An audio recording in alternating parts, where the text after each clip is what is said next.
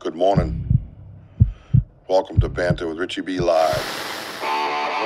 Somewhere beyond the beaten path, beyond the whispers in the woods and the stories around the fire, lurks one of the greatest mysteries of our time, Bigfoot. For decades, legends have echoed through the forests, footprints left behind, sightings that defy logic, and questions that demand answers. But this isn't just folklore. This is a call to investigate, to explore, and to uncover the truth. Banter with Richie B isn't just another show. It's a community, a movement, a hub for genuine research, real conversations, and boots-on-the-ground discovery.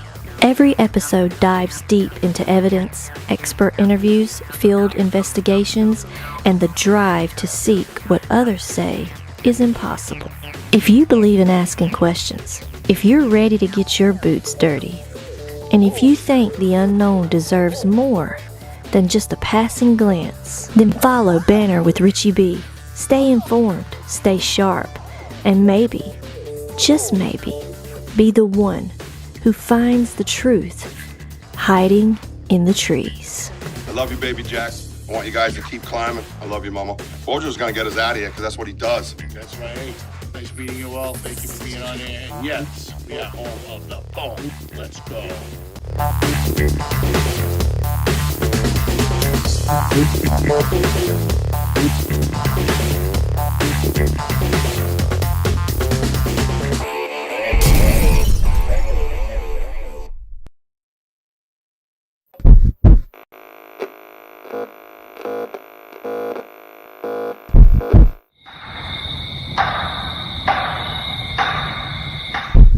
Good morning.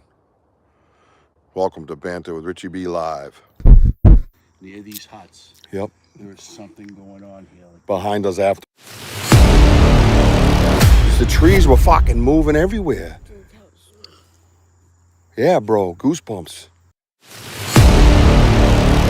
Maddox, you were with me. We looked this way. It was not like this. Welcome to Banter with Richie B. Yo, what's up, everybody? Oh, yeah, that's right. He's back. Yeah, we've seen it for a while. Oh, I'm live. Look at that. Say hi, Wojo. Hi, Wojo.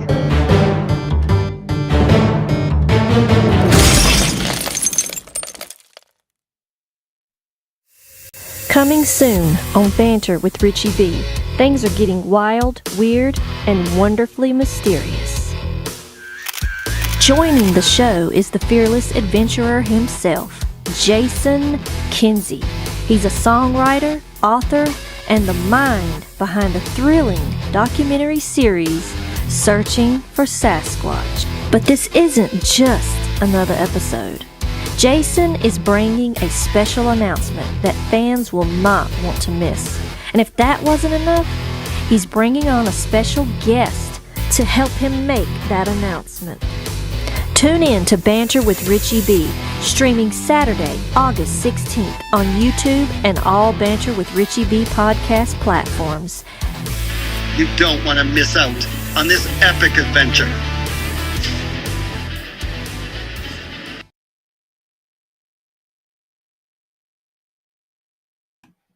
Hey, what's up, everybody? Welcome to Banter with Richie B, live from the podcast studio, somewhere unknown.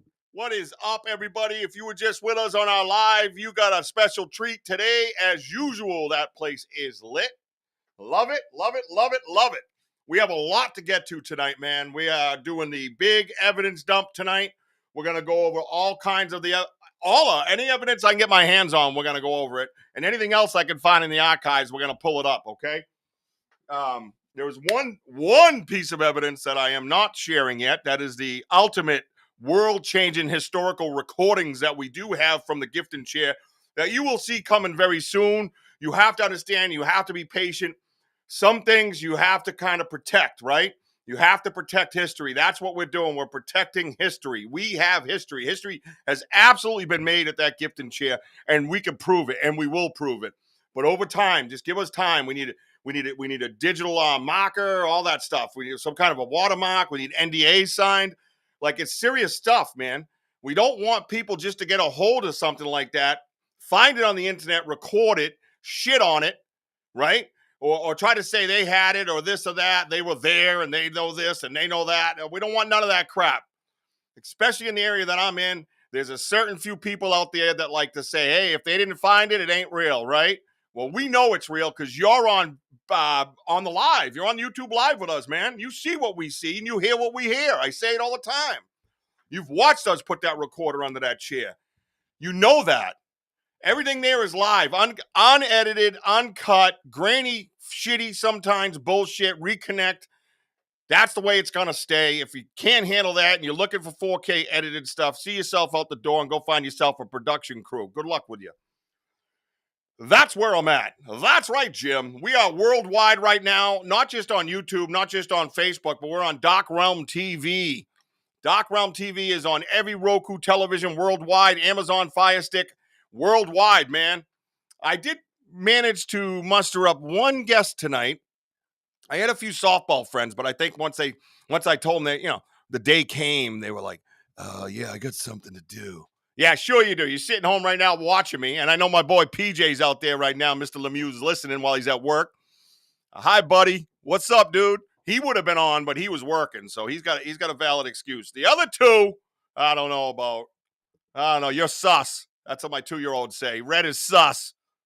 Red sus.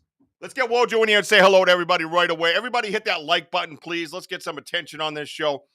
And let's have some fun, man. Let's have some fun tonight, all right? Everybody chill out. Grab yourself a beer. Smoke yourself a fatty. I don't care what you do, man. Just chill out, relax, enjoy yourself. And we're going to have a good time tonight. We're going to take it at pace. Whatever it is, it is. However it goes, it goes. And however it ends, okay? So, as you can see, I'm fired up tonight. My boy Kurt W. was out there today with Jason Kenzie over there in Pennsylvania. Got himself some exclusive hugs. Gave him a VIP hug right there, right, Kurt? No doubt, my brother. Glad you had a good time. Let's see. Let's get Wojo in here. Where is he? Here he is. Hey, what's happening, everybody? And boom! Hey, and all you softball guys out there, drop your balls, lay your bats down. Get on here and enjoy the show. Back to you, Bob. Yeah, we're home of the boom. And by the way, buy the merch. Let's go. Well, we're gonna go over a little bit of merch before we get going because I don't show enough of the merch, and it's our own. We advertise for other people, and we don't really advertise for ourselves. And we should show off a little bit of what like Jessica does. It's just I just put shit in here, and I got to find out where everything is. Every time I go in, I'm like, where did I put that? What's the name? Watch this. Oh, look at that. That says recorder evidence. Right? You want to say hi to everybody? Let's say hi to everybody. I love everybody. He does love everybody. He says it all the time. There's Kenzie guest commercial. Let me see. See, now I can't find it in here. See what I'm saying? This is what happens all the time, bro. You know what I mean? Is it under marketing, you dumbass? You know what I mean? Like, I just put it in there, and already my mind's so clogged. What's this? Let me see what that is. No, it's just freezing up. All right. Anyways, let's say hi to everybody. Let's start there, and then we'll work our way through, okay? Let's go. All right, here we go. Mary was first. Mary's a winner. Mary Hi, likes Mary. chicken dinner. Oh, yeah. Mary on first place. Oh, isn't it why you bugging? Come on, bro. You're from the 80s. Oh, I'm always bugging. Stacy is here. All right. Good to see you not working and you're able to join us. There's our absolutely amazing. The guest commercial that you just saw is from Sam, from Sam's Pretty Paranormal and Sam's Pretty Productions, right? Sam's Pretty Productions. She didn't put AKA Cornbread. Yo, what's up, Cornbread? Cornbread. She didn't put her tag at the end of this commercial, and she still didn't correct that. I asked her to, because when I came up with the guest commercial idea, it wasn't just to give Sam more work. It was like advertising for her business and her talents. And that's really what I want. You know what I mean? Like Jason Kenzie gets enough attention. I get attention. I got a 2-year-old. Trust me. I get plenty of attention.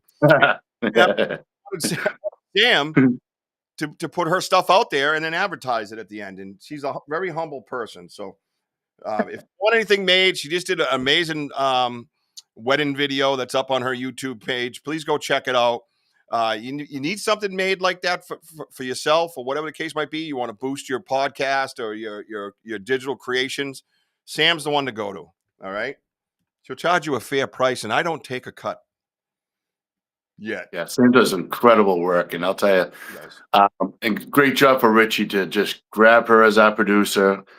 She's just nothing but a great person, does great work. Love you, cornbread. Boom. Yeah, she's family, man. We love her family. We love it all, man. She's just a great yeah. So Big Andy's in the house. There's one of our fellow boots on the ground researchers. What's up, man? Somebody has messaged me on Facebook. I don't see Facebook comments again. I don't know what's going on with Facebook. Every time I upload it, it tells me it's only me that gets to see it until the show's over on my personal Facebook, and then it goes live. Not live, but then it like uploads or something. I have no idea. Something that Cockerberger's doing. I don't know what's up with that guy. Yeah, that's weird, man. Too busy worried about politics. You got to worry about his social media. Clown. Let's see. Mike Gray's in the house. What's up, Mike? Loyal Mikey. dude. He was out there live with us today. I see this Kurt W, man. I got some pictures and I'm going to try to upload. He got the pictures that I asked. So I had said, hey, if you're going to that Pennsylvania Bigfoot convention today, make sure you go see Jason Kenzie and get a picture with the gear on. He's kind of like, how am I going to do that? And I'm like, hang on 1 second. So I messaged Jason Kenzie, wicked down to earth guy. I said, hey, I got my boy Kirk. He loves, big fan of yours, great supporter of our show. Please get a picture with him. He's like, oh, that sounds great. And they did. They got some candid pictures. He basically got a picture with him and then said, here, get another one with his backside to us because Richie likes my butt a lot or something like that. He prefers pictures of my butt is what he told Kurt. But my question to you is, why did Kurt send you like his personal nudes? Well, that's none of your damn business. You're just the fucking co-host. Shut up. I get the nudes. All right. We got our boy TKB's here. I think that old Bigfoot must be a sex worker because in every picture his face is blurred out. That's a good point he brings up. Yeah. I love that, man. I hope he is. I've been throwing 50s in the woods. Nothing happening. Yeah. There's D Who. Hey, look at Lori Ladd's here. Lori was on the live today and contributing. Yeah, hi, Lori. Thank you for that, Lori. My 2-year-old's upstairs tearing things apart already. Let's see. I think. Oh, Gene Tewksbury's in the house. What the hell? So is Monday a thing, Wojo? Can we announce that Monday? Because I have to get done with work in order to make it. But go ahead. Yeah. So Monday afternoon. Well, I can do it right now. Yeah. Okay. Yeah. I mean, while they're all here, I mean, they're probably all going to leave us anyways and go, do fun stuff. Yeah, so Monday afternoon, we're going to do an exclusive. The Vogel brothers have reached out to us, and their Bigfoot juices are flowing, and they will be coming down to our research area on Monday afternoon into the evening, and we're going to go out. It's just an impromptu type of thing, so here we are. So keep an eye out for that for Monday. I'll put a notification up, and you whatever the hell it is, and you guys can go check it out. So there you go. All right, now let me see what I do with this shit. What I do with these? I know what I do with these shits. All right, check it out. I gotta. Hi, Martin. How's it going? So, hey, if you haven't seen our merch store lately, it's been very, very updated by the very talented fiance of mine, Miss Jessica. She's even has tote bags and shirts. You can see the different types of designs that she's got going on. I want you guys to get over there. I'll put up the QR code, so you guys can check it out. We have, let's see, all kinds of fun stuff in this store, man. You got to get over there. And it ranges in price from $10 to, I think 60 of the polos or something. You know what I mean? So there's even a poster, the bottom right there. You see the poster? We have that. And then let's see. Let me jump down a little bit to the hats because we're not going to. Oh, let me do this one, actually. This one's a good one. So right here, we got youth T-shirts. We got collectible Banter stickers. We got the Wojo hoodie. That's what Kurt was wearing today. Wojo says boom on that shirt, but I think, I know what I did. I clicked it, and it only shows the back. Oh, that's too bad. Anyways, you know what it says. Shut up, Wojo. I'm just blank. We got various hats in here. The beanie, the flex fit, the snapbacks, the truckers, all of it. It's all right here. So please get over to the merch store and check out this pretty cool merch that we got. It supports our research and gets us. And I want to show the smaller things too. You know what I mean? Because I don't expect everybody to go and spend like $8, $9, $8. You know what I mean? So Yeah. All counts. All our t-shirts across the board are $25. They're not a lot of t-shirts I've seen, you know, up near 30, 35 for t-shirts, kind of crazy. And we try to keep it as low as we possibly can. So make sure you get out there, make sure you get in there. Check out it at banterrichieb.com is all you got to do. You can hit the QR code, which is right here. QR code is up. If you guys want to take a little screenshot of that, I'll leave it up for a few minutes. We're going to get going with evidence, but what I wanted to do was I wanted to bring someone in that isn't out in the woods all the time. I wanted to bring somebody in that doesn't always get to kind of decipher what things are firsthand, right? He's been out in the woods with us one time, and he's a supporter of mine, and Wojo. He's well, we're related. Let's put it that way. And you guys might remember him from one of the expeditions we did when my brother came up from North Carolina. He's one of my nephews. We got Aaron's overseas. I remember he called during the show, and I said hello to him real quick. Jason's been on the show the night that we investigated. He came on the show, and Drew, my other nephew, hasn't been on the show, but he's fallen down this rabbit hole of his own with this social media stuff, with reaction videos, and he's doing quite well. It's called D Breezy TV. I want you guys to go over there and subscribe to D Breezy TV. And he does this reaction videos, and he's a younger kid, and he's reacting to like all the old Led Zeppelins and Pink Floyds and things like that. And he does a good job at it. And I was kind of caught off guard by it because he doesn't really talk. He doesn't really like talk to a lot of he doesn't go, hey, guess what I did? He doesn't do that. I'm like, what the hell's going on? He's like, well, I kind of did a thing. And then we have a conversation, right? So I figured I wanted to bring him in, and this is my thinking. Go over the evidence with him. Not, doesn't have to be, we're not looking for a yes man. We're not looking for all that. Just somebody else to give that kind of reaction, get the reaction, right? He's a reaction guy, right? Does reaction videos. So he can have a reaction to the evidence, right? The evidence that we have all found, you guys and us with Wojo. You guys are part of this crew as well. You're on the live, right? Do you want me? Oh, look at Andy. Look at Andy. Want me to come by on Monday? You want me to come? Yeah, with no pants. Yeah, you're gonna bring the moonshine and the pantless, bottomless undies, and show up 2 hours late. Hang on a minute. Hang on, Wojo. Yeah. You know what time it is. Feeling it.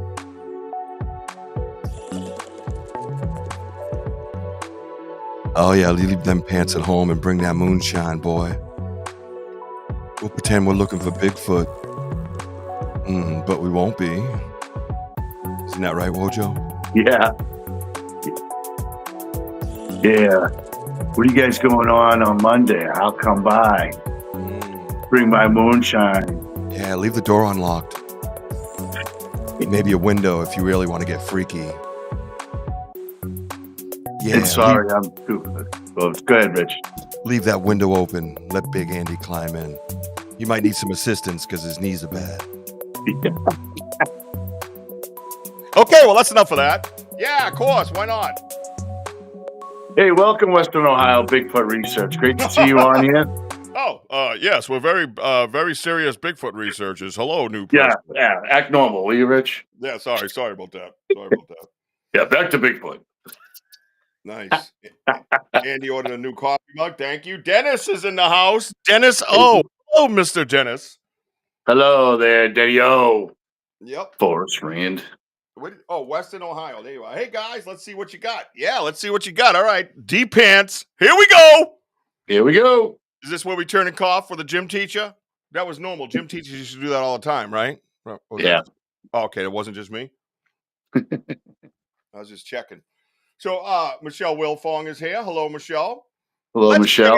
Let's bring in D Breezy from D Breezy TV, my nephew, Drew, who's going to help us react to a bunch of evidence that we have. Hello, Drew. Welcome to the show. What's going on? What's going on? What's Breeze. happening? Yes, sir. Well, that's right, Jim. We got D Breezy TV here. He's live and happening and hopefully pantless. That's the rules. Yeah. Did you follow the rules? Waist down. Yes. Attaboy. Attaboy. Well, I say, we've wasted enough time with my bullshit and my shenanigans. I love that little After Hours song you played there for a second there. That was sexy as shit, right? That's what I call the After Hours song. Everybody on the right saying hi to Drew. Say hi back. I didn't hear that. I'm sorry. Jesus. Tell everybody where they can find you. So you can find me at D Breezy TV on YouTube. I do music reactions. Sometimes talk about fun stories behind a lot of the songs I react to as well. Really cool stuff. Go check it out. I'd really appreciate it. Absolutely. Yeah.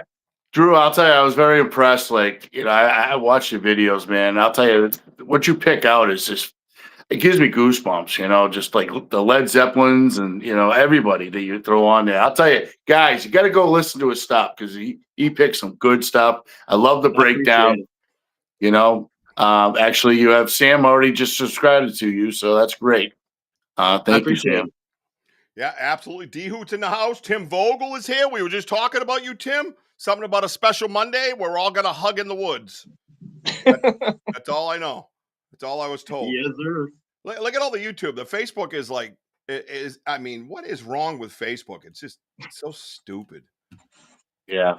Why are you so stupid, Facebook? Hey, Facebook. All right, hang on. Let me just check one thing, and we're gonna bust out. So what I did was I put a file together for this fun, right? And all right, that one's up and running. Yeah, it's up and running on my Banter page, but not my personal page. So let's get out of that anyway. So what I did was I put a folder together, right, everybody? So we're gonna go over a bunch of stuff. I'm gonna slide my desk over here. I'm gonna flip that TV around. I'm gonna go up to the camera. I'm gonna bust into that shelf over there, the evidence case that I now have in my studio. And I'm going to start pulling out things and we're going to start talking about them. And a lot of you guys were there and you know exactly what a lot of this might be. But there might be a few things in there you haven't seen. So if you're new here, understand this. We have a research area that we have been pounding for a year and a half. We go in there at least once a week, if not 2 to 3 sometimes, whatever. We were in there for more, but anyway, a lot compared to other researchers. But with that said, we're very fortunate because it's close by. So everybody on the side has seen this stuff, a lot of this stuff live. They've watched us capture it, or they've watched us cast it, or they've watched us record it, stuff like that. So sit back. Like I said, grab yourself a brewski, grab yourself a fatty, smoke a fatty, whatever you do. I don't care. We're going to have a little bit of fun tonight, and we're going to chill out. So what's this? A couple of weeks. Oh, Dennis is headed up to Maine. Well, thank you for that. All right, so cool. Let me bust into that folder because that folder is interesting. So let's go to Google Drive, my drive, Richie B evidence. Oh, wow. Look at it all. Let me see what this one is. Oh, this one here. See, this one here is all my older stuff that, well, not all of it, but it didn't come up labeled. So hate to have you guys get a pantless shot. Worth it. Right? I don't even know which is which. So, oh wait, I can see. Okay, I can open them first. So we might start out with some structures. We might start out with. I know which one this is. This is one of my absolute favorite structures. So I'm going to post this up, and then I'm going to find the second half of it. Right. So this is something that's in my backyard. Right now, this is what I call a rake. It comes out and it leans away from the tree. So those 3 that you see there's actually 4 or 5 of them, and they come out and they rake away from the TV. But the key to this is if you see up top there's that one branch that goes in between the 2 branches almost sideways. You ready? So here, let me do this. Oh, jeepers. This is going to be a problem all night. Oh, my drive. No.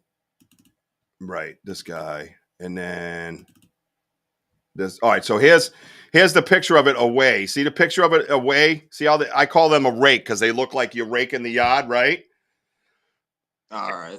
And that's the key though, right? So when you go and you put this one here, as you follow it up to the top, there's the two dark brown branches, and then this the debarkless, the barkless skinny one that goes up. Now watch, I believe I have a very big close up of that. Why? That's weird. So each time I got to go back and click back in, right? Because it's stupid. Is this it? So stupid. Yeah, I think this is the closer one. Nope, that's the same one, ain't it?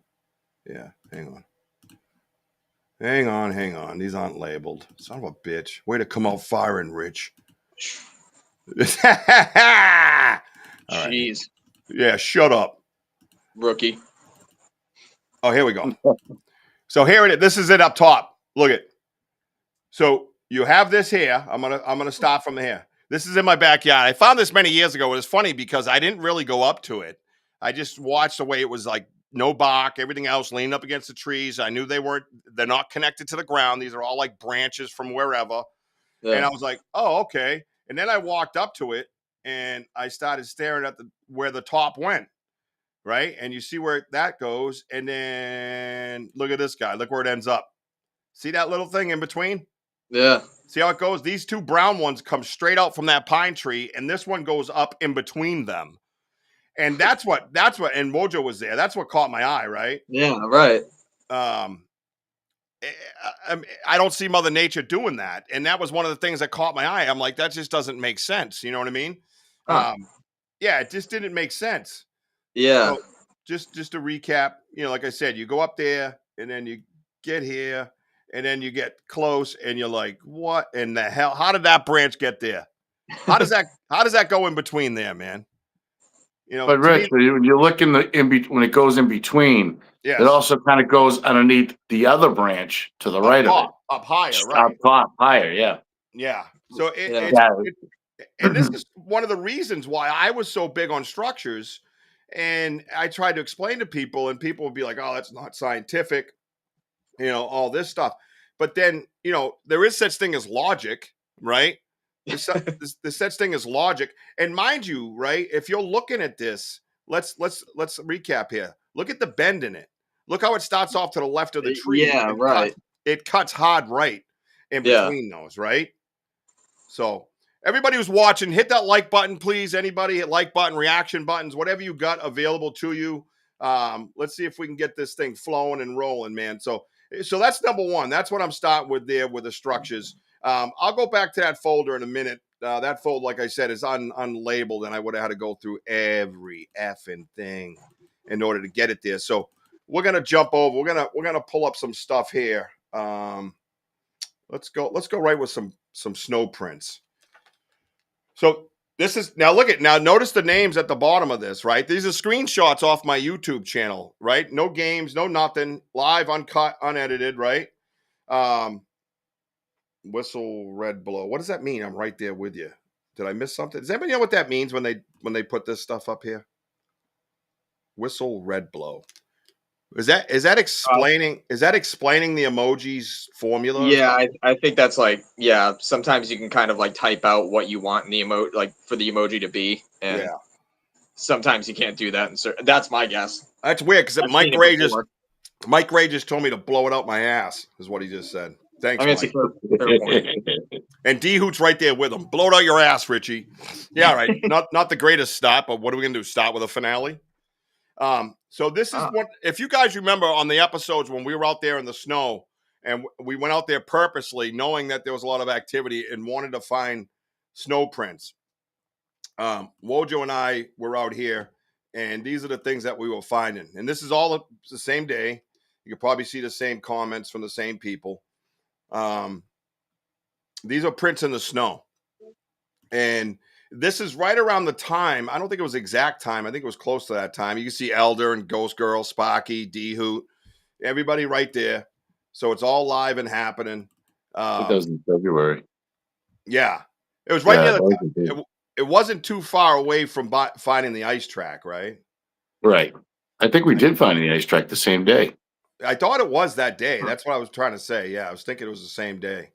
So, and then now the next one kind of depicts a little more distance because those were right up on them and they look a little closer than they actually are. Whereas here you can see the strides and the distance and the straight kind of line, right, guys? Wow. I think that one, Rick, was the pretty solid. 73. Like, I mean, like, especially like for a snow print, like that's like, I don't know. That's like, that looks like fresh almost. I don't know. That's weird. We felt that we weren't far behind them that day. Right. Yeah. That's what I'm trying to say. Like, it's pretty fresh. Yeah. And also, like I said, look at the straight line, right? Humans go left, right, left, right, left, right. These are all in a straight line, right? Oh, here we go with the man down comments. Don't worry, Wojo saved me. I don't know if you guys got to see that. That was beautiful. So yeah, that day was huge on the for the it was eventful for finding a trackway. Now, mind you, we went all around our research area and followed these. Yeah. I mean, seriously, there must have been hundreds and hundreds of them. We just kept following them all the way around. They were all over the place, and we felt that they would be because of the action that we had, So, and let's see, some of these we're going to get into. And that one was fairly recent? That was February last year. That was like February. Okay, yeah. Year. Yep. Huh. Everything feels recent because it comes at you pretty fast. You know what I mean? Right, yeah. So, yeah, that one's crazy. Gene Tewksbury called me a fainting goat. Tough crowd out here today. So let's see. So that was let's see. We're gonna get into some structures and things like that. We're gonna go over the gift and chair. We'll show you some of the gift and chair stuff we have. But I have a zinger wrapper in here that if you're not familiar with, we do gifting at the gift and chair, and we leave zingers, a cake like Twinkie type thing. And we leave them at the gift and chair, but stay tuned because I'm going to show you a wrapper in there that's going to blow your mind. So, is this the same one that was just up here? No, that's a little bit different. So just a little bit of a close up of that trackway, as you can see. Again, notice how it's like 1 foot. It almost looks like you're hopping, right? Right. That's the key to this. That's the key to this because a lot of the Bigfoot stuff that we talk about and historically what they talk about is this straight line stepping, right? And that's what you see here is a straight line stepping. And that's what's key. You know what I mean? That's so weird. They do that? Yeah. So they believe like the hip kind of comes over. Okay. Kind of swivels, right? That's right. That's the theory of it, or at least the scientific thought of it, because the way they find them in one straight line. So yeah, straight line is key. That's so bizarre. Yeah, right. So and it's helpful for us because it kind of tells you what you're dealing with in a sense, right? Right. Yeah. So let's see. And then what was cool, Drew, is that we had like 3 different sets of footprints and also 3 different size of this stride. So we had, I think, about a 44 inch stride, a 55-inch stride, and a 73-inch stride. Damn. So I mean, it was hundreds and hundreds of yards of different tracks in that area. Yeah, it was nuts. Shit. Absolutely. Yeah, it was constant. Now you look at this and feel free. Yeah, tightrope trackway, as Martin calls it. Do small mammals, D who wants to know, leave tracks like that? None that I'm aware of. If anybody like, what is the distance between the steps? Tim says. I think those were the 44s. There was, what did you say, 44, 56, and 73? We had different sets at different lengths. So there was a bunch of different ones at different lengths and stuff, Tim. So let's see. Oh, Western Ohio says, hi, Tim. Just so you know. I don't know if you missed it. So this area here, now the structures out here in our research area are constantly changing, always changing. So this particular one was very messy. And when we got a little bit closer, was it this one here? Yeah, this one. So this one here was next to the one I just showed you. But you see this one here? Well, the key to this is the middle. The middle is everything on this, right? And we are going to be jumping around because it is kind of how we find things, right? We see the print, so we see this, and then we see, it's not never in order. So I'm not going to sit here and just put things. Oh, we're going to do structures for the next half hour.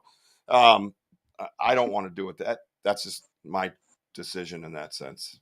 I was going to categorize and have one for structures, one for prints, and do all. And I was like, nah.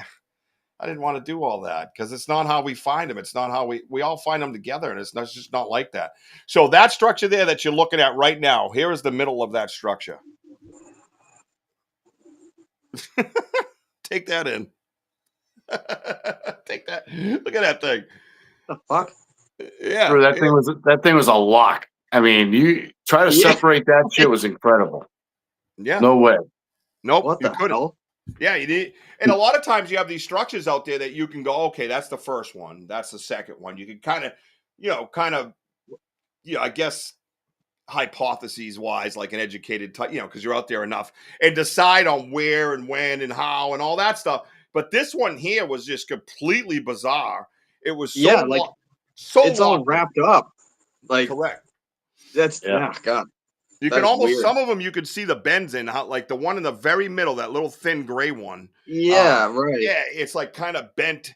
It's an archway coming in, and then it gets bent under the two older ones on the left, the thick one and the skinny one. Yeah. And when you're looking at that, you know what I mean? When you're looking at that, you're not like, oh, Mother Nature's amazing. She does she does amazing things. You know what I mean? Like you're just not there yet. Yeah, that's Western Ohio, man. How are you with structures? Are you a structure guy? You buy into the structure theory, or you have things out in the woods that kind of get you scratching your head? Like, where you at with that? I'd like to know. Inquiring minds want to know, sir. Richie, is that Paul Frazier? No, I don't. Is it? Is that Paul? Is he Western Ohio? I got an itch in my eye that will not stop. I'm not sure. I kind of remember. I'd have to look. But Drew, where that structure was, not too far away, was I found a deer skull nearby. Shit, huh? Yeah. He says he's fine. Paul, is that you? Is he Weston?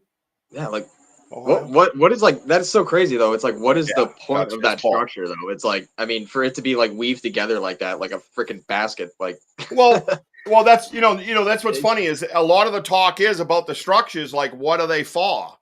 Right? Why? Right. You know what I mean? Yeah. And people will ask me the same thing, but they're like, why are you playing video games? Because I didn't have much else to do, and I wanted to sit down and have some fun and play video games. Well, that's one of the reasons probably why they do what they do, because they ain't got nothing fucking better to do. All right? Nope. They're in the woods 365, 24/7, man. Life.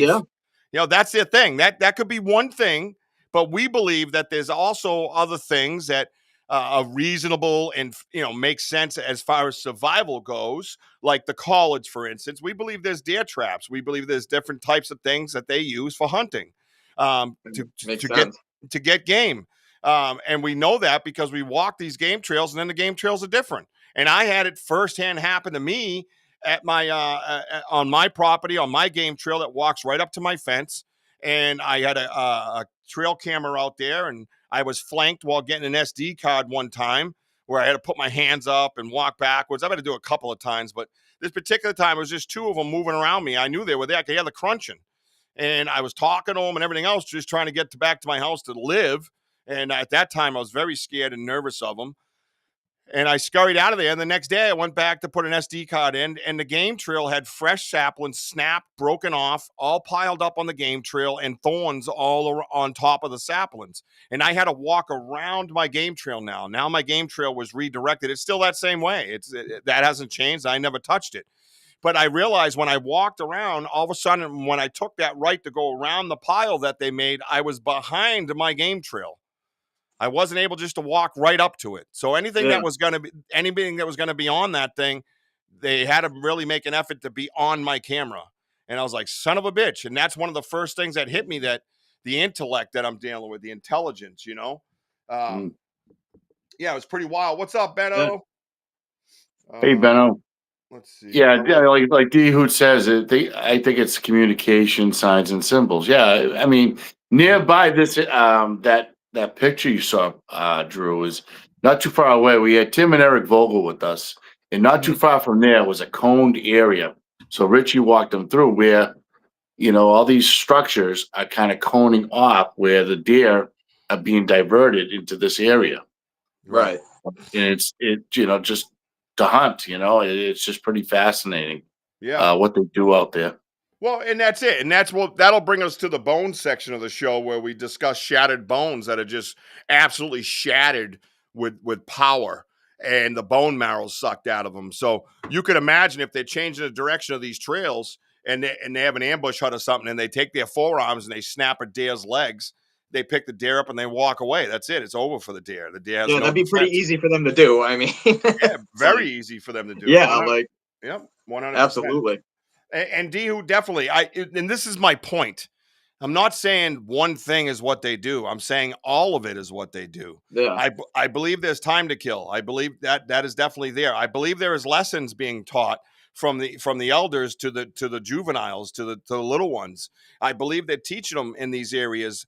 How are you going to teach a juvenile how to make an X? You're going to make an X. How are you going to teach them how to make an arch? You're going to make an arch. So some of them have those purposes for teaching. And some of them are pointing over towards water. Some of them are pointing towards game trails. Some of them are pointing towards shelters. And the Native Americans used to do stuff like this. And they would snap off the tree. And I had been saying this a long time ago. And I remember getting funny faces being out in the woods with a few of the researchers I used to research with. And I'm going, no, that right there is not a regular natural knot in that tree. That tree, that's a knuckle. That tree was snapped off at a young age, and every time it grew, they just kept directing it in the way they wanted to. And next we know, it was almost pointing over here. And so, think about it. They snap it, they keep it alive, so it continued to grow. Yeah. And a lot of these places, there's shelters that they make also because there's fresh leaves on top. The trees are just bent, like the huts we found out in Western Mass. You know what I mean? Which is something I didn't put in here. I should have. Let's see. Tim says, there's a nice X right there. Tim, Dihuchi agrees. Oh, Tim Vogel says, as of today, we had, 3 Woid knock reports here in Western Mass. You said that pretty good. As of today, we 3 Woid reports. Oh, wait a minute. Oh, that's right. Tim's from Western Mass. Oh, I'm sorry. Yeah, that's true. Sorry, Tim. Actually, Tim, we had 3 wood knocks in the woods today during the investigation. We can hear it. Yes. Yeah. Yeah. But yeah, no, I think, these are, I don't think there's any wrong answer. I think our guest last week, Daniel Benoit, however you want to do it. He's Benoit by iPhone, Benoit by Android. There's no way, there's no way of saying it wrong, researching the wrong way. Like an X like this, people say, oh, that's a warning to keep out. Yeah, I don't think so. I think if they wanted to warn us, there'd be other ways of warning. I don't think they expect to make an X in the woods and then be like, oh, they're gonna know what that means. Yeah, it's not like they threw a dead carcass over it. Like, you know what I mean? They're like, oh, they draw X's on everything bad. They know that. Yeah. right. When they play tic-tac-toe, nobody wants to be X. You know what I mean? They're not fucking thinking like that. That right there to me is that's something for them. That's something for them to understand. Don't go over here. Humans are here, right? Humans come this way or whatever it might be, right? Let's see. D says, I do feel that after hanging with Richie and Wojo that I have much more knowledge and speculation on the Sassy. Just saying. I feel informed. Thank you so much. And you're a big part of the investigation. And Yeah. D-Hoot's very dedicated. When there's a live, D-Hoot's there. If D-Hoot's not there, we notice. Trust me, a lot more jerks got to hang around a lot longer before. She's one of our moderators, and she's from Texas, so her trigger finger's quite fast. But she's one of the very, very, very few, Drew, that she's been here with on the podcast from the very beginning. Yep. Hell yeah. Yep. Her and Sam. OG. No. Hell yeah. Absolutely. And all you guys bring something too, a bunch to the table. Absolutely. You guys do, because again, I can always go back. If someone ever says, hey, you're full of shit, I can go back to any one of you guys and all of you guys, and we could prove the whole world wrong and say, no, we were there when that happened. That is not bullshit. That was live and in front of us. and that's one of the reasons why I did what I wanted to do, the way I do it. And I enjoy it. And now I have a whole family of friends, man. It's awesome. All these people I feel I know so well, and I haven't even met them yet. Technically met them yet, right? So let's see. Ungawa. Ungawa. Yeah. Let's see what this is. Get off my foot. Oh, this is that area there. This is the area here. Yeah, this is one of the areas here we noticed all these broken down. See the one that goes across, the 90 breaks, right? But one of the keys to this is look at the tree standing up perfectly fine at the very closest to the screen, right? Now look at midway. Look at midway. There's two more perfectly good trees. Now look beyond that tree that goes across, right? Now look at it. All good forest. It's all good, all perfectly fine forest. None of these trees are crushed at the top. There's no down spouts or anything like that. Sheer wind damage. None of that. None of that. So the wind made it through all these other trees, picked out these 6 trees and made them go in different directions, in different shapes, in different ways. Yeah, no. Two are coming towards us. One goes to the left. The other one goes to the left. The other one's going right to left. And then all the other ones are standing up perfectly fine. This to me is a teaching area. This is somewhere where they're like, oh, these are 90s, these point, this one here, you want to have 3 to 4 feet up off the ground so the deer can't jump. You know what I mean? Right. Like, oh, they can, but it's got to take some work, right? Country Road Cryptid, what's up, man? Country Road, that's take right, me Fredo. home. 90 degrees is not something you typically find in Mother Nature, whether it's with any part of Mother Nature, rocks and stuff like that, the right turns, all that shit. It's not a natural angle. So, that's a good point that you bring up. What's up, Country Road? Good to have you. And true, all that is everything starts dead. Like it just like turns into a dead zone. You get the green side, it borderlines. It's just thank God that one of our fans, Henry, had us bring a Geiger counter out there and detect little radiation spots. Yeah, and I remember when I went out with you guys last time, maybe this might be the same area. I don't know, but there was an area that was just solely dead, and everything else around it was literally just like this. It was bizarre. It is. It just it doesn't make sense.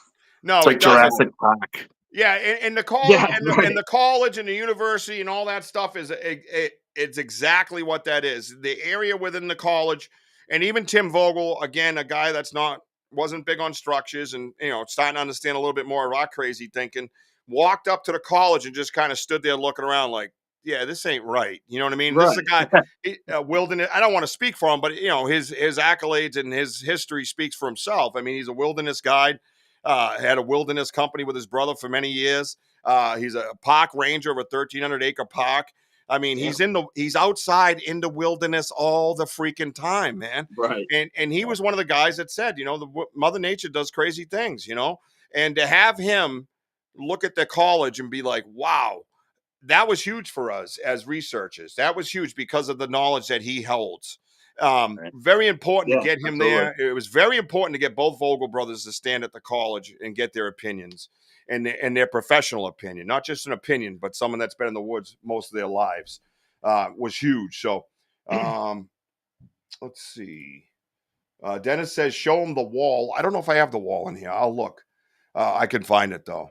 The walls he's right. The wall that's not normal in the woods in that area. Yeah, there's stackings, we call them, of these walls, man. One of them's like 70 feet long, and it just is various stackings in between the trees, and it almost goes, oh, it's crazy. And that area is even crazier now.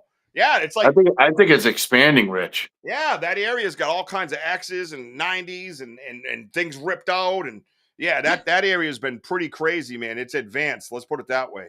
It's turning into the China Wall. I mean, good. I was about to say, fuckers are building a fucking property out there. Yeah, I'm telling you. Well, and you know what's funny is it's not going to go out there. It's going to be a fucking chimney next time. Yeah, right? And it's not far from the junkyard. So as if to say, stay out or don't go past here because people are working over there. You know what I mean?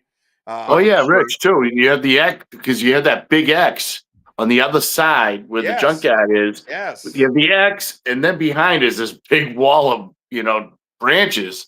Yeah, like you said, stay out. Yeah. You got your side, we got ours. Yep, absolutely. Yeah, and we did. D Hoot's talking about a troll we had on there today, and before she kicked him, I wanted to make sure I got the paw with him like a kitty cat with some catnip. You know what I mean, or a dead mouse. But that was fun. Thank you for allowing me to do that, D Hoot. I don't get they try to protect me. I think sometimes, so I don't get myself in trouble. But sometimes people are in it. Yeah. You know what I mean. Phone needs charge. Had to switch up to laptop. Good. I'm glad you're still here. Yeah, building a Bigfoot city. Yeah, there you go, Benno.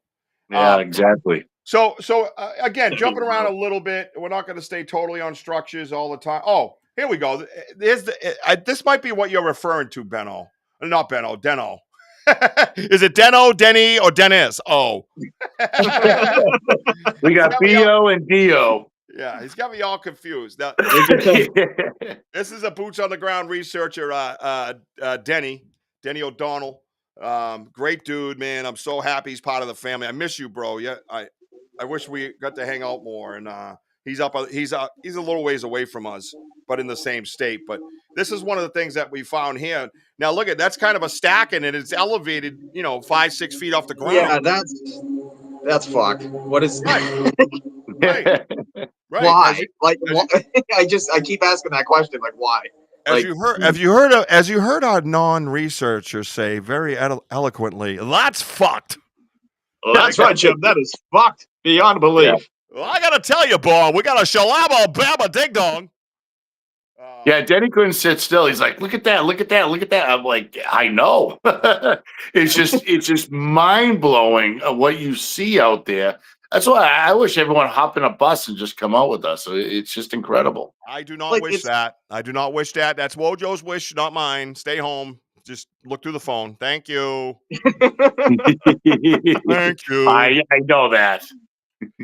But no, isn't that amazing though? Look at that thing. Yeah, but it's the fact that it's a little hard to see, but at least 4 or 5 branches just stacked on each other right there, Oh, those are trees, son. Trees. Yeah. I mean, sorry, yeah, trees. Yeah. Yeah, those are trees. Those are small trees. Yeah, I mean that's that ain't natural. It's crazy. And if you look at the closest one, this is the thing that Wojo brought up a long time ago. That is a great point. If some of these trees were falling, the branches that they're laying on would have snapped with the force, momentum, and weight of them coming down. These are placements, very carefully placed in order not to not break that old ratty branch that they're sitting on. There's no need for that old ratty branch to be alive on one piece or whatever it is. If it wasn't, if it was momentum. If it was momentum and wind, that thing collapses to the ground. There's Absolutely. No branch on any of those trees that you see there that are going to hold the weight of that coming down with momentum. There's no way. It's not happening. It's not happening. And we see it over and over again. They're wedged up closest to the tree, and they're at the strongest point of that little silly branch that I could walk over and just slap with my hand and it'll break off. I've never seen it elevated like that before, though. That's crazy. No, that was a different one. That was pretty cool. I enjoyed it a lot. But again, Drew, it's like look at the size of your pinky. I mean, that's what's holding these type of structures up there. Right. It's like what Rich says. It's perfectly placed. You can't explain it. That's why when you talk physics, when people say come down on us and go, oh, it's whirlywinds. No, if you go by the distance and the velocity, it would knock all of these little knots and snap them off. Like nothing. Yeah. No, I agree, 100%. Yeah, that's nuts. It doesn't. And no scuff marks too. So the tree itself and the branches, there are no scuff marks. Yeah. So where they are, it's just amazing how they're perfectly placed without the bark being scoured or whatever. It's just phenomenal. So that was paranormal. So outside my studio is a light into this entranceway into my basement, and it's hanging down. I gotta secure it, but we're doing some construction in the area, and the light's been on this whole show. It just went off. I look out there, and the light is swinging. Plot twist, it's actually me. Plot twist. I'm going to put my pants back on in case it's not friendly. Yes, D-Hoot. Yep. Wow, dude. That's fucking wild. Sorry, guys. It's swinging? That's weird. It's swinging. It was doing this. And now Hello, it's stopped. Richard. Now it stopped. Can you turn my light back on, please, if you're so smart? Oh gosh. Oh, I got goosebumps. Bro just wants to be on the podcast. Oh, bro just came in the podcast studio because I got goosebumps. Yeah, exactly. My arms, hair's standing up. Yeah, now it's not swinging anymore. No. I'm not kidding you, dude. It stopped swinging. He's got the stage fright. Call him out. Uh-oh, I just got glitched. Everybody here? Yep. Yeah. Wow, my TV just went off and came back on. All right.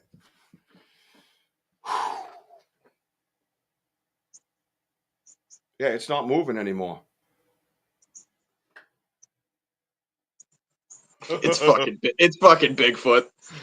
Bro, I'm telling you, man, my life is, look at this. He's in the room. I'm telling you, he's right here. That's crazy, man. Oh, it's freezing. Look at my arms. Oh, dude, I wish you could see these goosebumps. All right, back off. No, you don't need to crowd me, please. Back off. Back off. You're making my nipples hard. It's not right. It's weird, especially if you're my mother. Okay. Yeah. Yeah, those things are wee. He's got a point there. Yeah. I can hear it right now. Richard David. Dude, that's crazy. Oh my God. Whew. All right. Back to you, Bob. Yeah, the light's off and it's not. Beat me to it. The light is off and it's not swinging anymore. It's just sitting there. That's crazy, dude. Okay. Gotcha, Dennis. Gotcha. Wow. All right. Sorry, guys. I just watched the whole hallway go dark, and I was just like, "What is that?" And I look out, and the light's doing this, swinging. Yeah, I've seen that movie before. Fuck that. Yeah. It's a sequel to Fuck That. All right. So sorry. Let me get my bearings back here.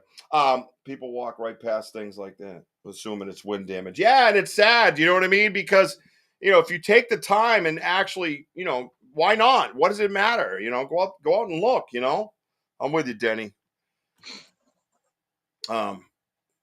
One day, Denny, you got to come on and tell the story. You got to tell the story, bro. Oh, what's the story, Denny? Let's hear it. It's an amazing, heartfelt story, and I would love to share it with the world one day when Dennis is ready. But he's an amazing human being. That's all I'm going to say. So this is, as you guys know, this is one of my favorites. This is an interlocking X. This is something that I showed the Vogel brothers as well. One comes across, it's behind a tree. It comes across the other side, it's in front of a tree, and vice versa with the other one. So they lock together. It's interlocking X's. I've seen 3 of them all together, 2 in the research area, 1 behind my house. So an interlocking X is something that Mother Nature is incapable of doing, whether you want to believe that she does or not. Yeah. Oh, I bet it is. Yeah. So, Dennis is here without coincidence. Let's put it that way. It's an amazing story, and Oh yeah, it's incredible. Yeah, it's powerful. It's definitely spiritual and something that I want to share with you guys at some point. But I would rather have Denny tell that part, because that's pretty amazing of how he is with us in that sense and part of our family now. So it definitely brought tears to my eyes. I stood there in the field choked up. So, wow. Yeah, it's pretty amazing. I'll share it with you after the show. You're my family. I can share it with you. You ain't gonna mind. So, yeah. So if you ever see one of these types of things, interlocking X's, again, it's like that box that when you're moving and you have to fold them over and lock them. And right. You always do it wrong the first time, and you're like, fuck it, and you put it back in and it locks. That's what this is. You know what I mean? Yeah. Tim, I got a picture of you and I. Tim, that thing is ridiculously weird. Yes. This is something I believe you need thumbs in order to do. So, major thumbs. Yeah, it's pretty amazing, and it's not something a human would even think of doing, and it's quite unique. That's all I'm going to say to that. It's quite unique. So yeah, that's one of my favorites there. And then let's go. Some of the fuckery there. Oh, I like that one too. Oh, so here's the asterisk we all know and love, and the interlocking X is right near the asterisk. This one here, it's when you see it up top, it's an asterisk elevated, and then all the trees kind of come down and touch the ground. I The believe it. Oh yeah, this thing's crazy, man. Oh yeah. This thing's crazy. What the fuck? Oh yeah, it's all bunched up in the middle up top, and then it all kind of hangs down. Now the interlocking X. This is the other thing I want to share with you guys. The interlocking X is off to the right of this. If you're behind the asterisk, it's off to the right. So a lot of times when you find a questionable type tree type structure, look around. There's other questionable tree structures in that area. I promise you 100% that you'll have questions of not just the one thing. There's an area that they build. A lot of times I find these structures like this one here. Now, it wasn't always like that. There's a lot of trees behind it kind of blocking off the back of it. That's the other thing you want to watch for. It seems like if you can almost tell which way they want to look out because they box off the back of it so they don't have to worry about anybody coming up behind them. So it's kind of neat like that. That's the other thing is that some of these are strategically placed as well. And we ask about the structures and we have the conversation about the structures, right? But some of them are strategically placed for the watchers, for people to look for them to look out for people, right? Yeah. Look out for animals or maybe a pattern of a game trail or whatever they're doing.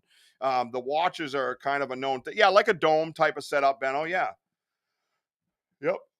Yeah, but what the Excuse me. fuck? I'm going to be saying that a lot. Yeah, Drew, I had a picture of this asterisk actually facing the same way as your dad. I mean, your dad, your uncle. But in the background, there were no other structures. You know, there was no Yeah. nines or anything. Now you do it, it's just like it's chaos. Yep. So it's kind of cool to have before and after pictures per se. You know, I mean, like in Yeah, the area absolutely. the areas that we go in. I mean, it's phenomenal.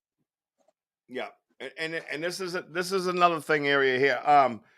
I guess Wojo would probably best answer that, Tim. What glyphs do you see that are common or repeated in the area? I know one. It's the simplest one. What, the X's with the Y? No, the ones that stick Oh. straight. The ones that stick straight out of the ground for no reason in the middle of. Oh yeah. I mean, we have like about 2 or 3 like nearby the gifting chair area. Yeah, and we've been noticing them coming in. Those are the ones that are just sticks driven into the ground, right? Now, a lot of times you'll say with a windstorm, it knocks a branch out, it comes straight down, it could stick in things. I want you to try this. Go to an area full of compost, not regular dirt, mud, soft mud, or anything like that. Go over to compost. You can wet the compost if you want, and I want you to try to put a stick in it up to 8 inches into the ground. Let me know how that goes for you and get back to me. So very, very difficult to do. You could throw it as hot as you want at the ground. You could throw it up in the air as high as you want, have it come down and see if it's just. I know, shit. Even it breaking off of a tree and coming out of the tree, that's Dude, bullshit. Like, you know, and yeah, right. In my backyard in Bridgewater, where this all started, I was finding them stuck all around my yard. And now there's tons of trees, but they were like the no thicker than my pinky. And they were sticking in compost about 2-3 inches. yeah. And I'm trying to take some of them and put them in.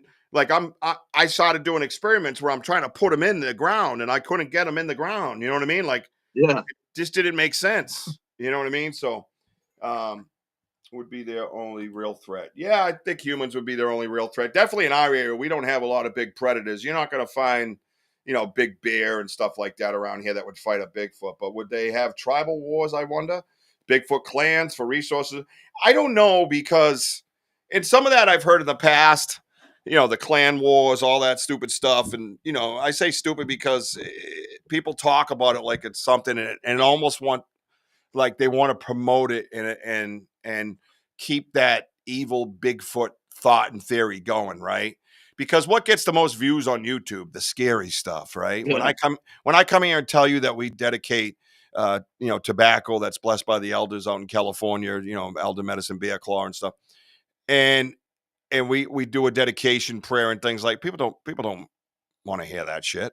They want us running for our freaking lives, through the woods and, panicked and scared and we're about to get eaten and all that. People are, people tend to strive on that, or thrive on that more, Oh yeah. Let's see. We the people 1503 to private life. Richie, my brother. What's up, man? I don't know. What's up? I don't recognize the name. My brother. Could be somebody I know with a different name, but What's up, kid? all that is on the ground typically not long after spotted areas are consistently changing. They are. You're right, D-Hoot. They're constantly changing. And this area here, again, look how crazy it is. Look at all come those on for a trees. little bit? What? Okay. Talking to Darren, I was going to see if you wanted to come on for a little bit, but he's tired. He just got home from work. Whatever, Darren. Whatever. He's like, hey, what's up? Yeah, whatever, Darren. Are you we the people? Yeah, right. What's up? What's up? Right, exactly. But in this area here, right, look at all the kafuckery with the trees, and then you look around it, all the trees are perfectly healthy and fine. Yeah. You know what I mean? So, well, thank you for that. But the mainstream is what I'm, in a sense, talking about, Benno, and we feel it's the right way to do it, and we feel that we've gotten more results. And to be honest with you, the last couple of times we've gone out there, as you guys have seen, if you're on the lives, we've had a lot more connection issues going in there. We've heard them moving around more so than ever before. My point is, it seems like they're closer, and they definitely know when we're getting there. You know what I mean? So, I think that comes with a lot of the style that we have. So, but thank you for saying that. Appreciate it. Now, Drew, you came out with us, correct? Yes. Yeah, of course. So you remember when we were at the college, and remember we kept hearing the snaps, and from a distance you can hear them walking like through the woods, like you could. So I mean, that's why like Drew here, for everybody out there, he was with us and he hears what's going on out there. It was just absolutely nuts. Yeah. Yep. Oh, this is a nice one right here. Well, the cool thing about this one in here is this is one that you see 10 times bigger out west, out in Alaska, British Columbia. And Daniel had one last week. Last week we shared that was very similar to this, but in a bigger magnitude, right? Yeah. And so it's something that you kind of commonly see, but here it was a lot smaller. It's in a smaller area. The trees are smaller, but it's the same type of design, and it's pretty wild. And the key to watching this too, guys, is over and over again. I'm going to say this, and I say this all the time. Notice the bark is gone. Well, the bark isn't just gone on most of these trees. 90% of the bark is missing. It's nowhere to be found. It's not on the ground. You're not crunching around on it. You just don't find it. And I had pictures of when I first started this. What started catching my eye was the bark was fresh, but missing. And it would curl in towards the log. But when the bark sat there and got sun-dried, it would curl away from the log. It would curl up. So my theory was they were taking that bark when it was fresh and unraveling it. And they were using that strand for something, whether they eat it like beef jerky or they, whatever. So the same, man. They eating that shit like a bag of chips. Yeah, you're right. You know what I mean? Or maybe they bring it back to the Bigfoot bedroom. Hey, mama. Yes, sir. How you doing? After hours.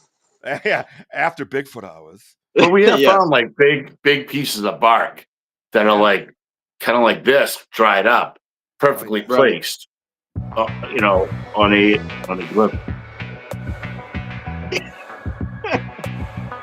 Daddy's home with a fresh strand of bark. What you doing, girl? Oh. You know what I'm saying? Maybe there's a little vody-do-do going on, right? Huh? Chiseling and dizzling, baby. Oh, that's a good, 3D Star People tribute sculpture. Oh, that's interesting. I like it. I notice it doesn't have a horizontal tree block any passage. We saw several of those not long ago. Correct, we did. No, this is exactly. I mean, you look. The trick to me. This key is this: you have the X, right? You have the big one laying down up the middle, right? But look at the one on top of the one up the middle. It Right. goes. It's like as if it's holding it in place, right? Yeah. It has nothing to do with the X. So the one up the middle, it just seems like its job is to hold that thing in place, right? Yeah, that really does seem to be the common thing, huh? Yeah, a lot of that stuff. Like, yeah. Benno obviously liked my music, clearly. Mhm. If anybody's over on any of my Facebooks, all I'm seeing is YouTube comments. I have no idea what's going on. Please don't disregard. I'm not ignoring you or anything like that. I just can't see any of your comments. If you have a YouTube channel, please jump on to YouTube and come over and say hi to us. I apologize, even though it's not my fault. It could be Restream. It could be Facebook. I mean, I suspect Facebook because that guy's a shit stained mess. So I was about to say we always blame Facebook. It's Facebook. yeah, just blame Facebook. Yeah. Zuckerberg. Yeah, Fucking Facebook. What are you gonna do? Zuckerberg. Yeah. Now this one here, this one had a little twist to it. I think it was right. Yeah. So this is a bigger tree. It was obviously fresh when I got the picture, and you could see it kind of, leaning over to the left. Yeah. I'm sorry, rolled to the left, and you could follow the core. I like to take the pictures of the core because the core tells you everything. And this one, the core is like almost in half, and it's rolled off to the left. Yeah. I mean, it's just something. It's like a half a twist. Well, and the other key is this: we go out there so often, we can tell you when there was a storm. You'll hear us talk about it in the live. Well, it did rain a lot the other day, or yeah, it was very windy the other day, or we'll have these conversations over and over again. We'll look at the tree and see if there's a sail, so to speak, for it to grab onto and get knocked over and twisted around by the wind. Yeah. So we know when the percentages are less in our favor, right? With our theories. Mm. All right, so let me see. Let's That's go. a twister. That's a twisted wrist. That's a twister, ma. So, so here is one of our, this, I believe it was our second or first, maybe our first peanut butter jar with the Vagabomb on it. And I don't know if you guys are aware, but we wrapped it in Vagabomb.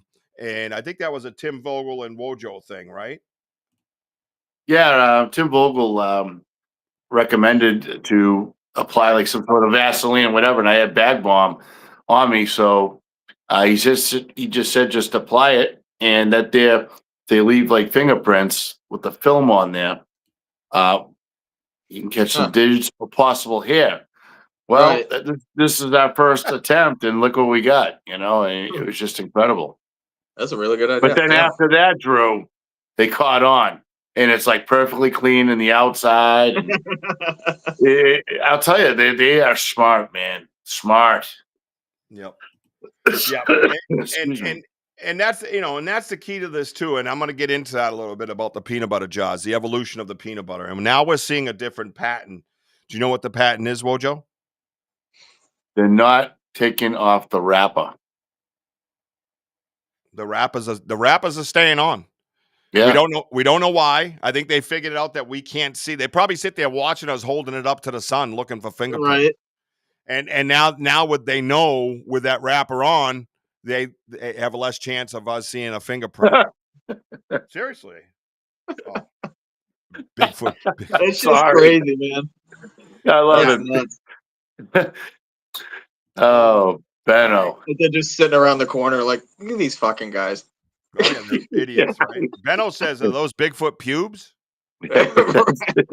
One thing I didn't think of, maybe he was right all up in that peanut butter. I have no idea. Yeah. I mean, Bigfoot rolled up and was like, "Hey, what are you doing here?" Hey, hold on, I got some dried nuts. I'm gonna apply some of this bag bomb on me. Yeah. Here's your hair. I don't know where the bag bomb went. As you can see here, we're a different type of Bigfoot show. Yes. What? My question would be: is there a knot hole where the box missing? Oh my god! Wow. She said, like tree bark to get a girl going. Oh, hey.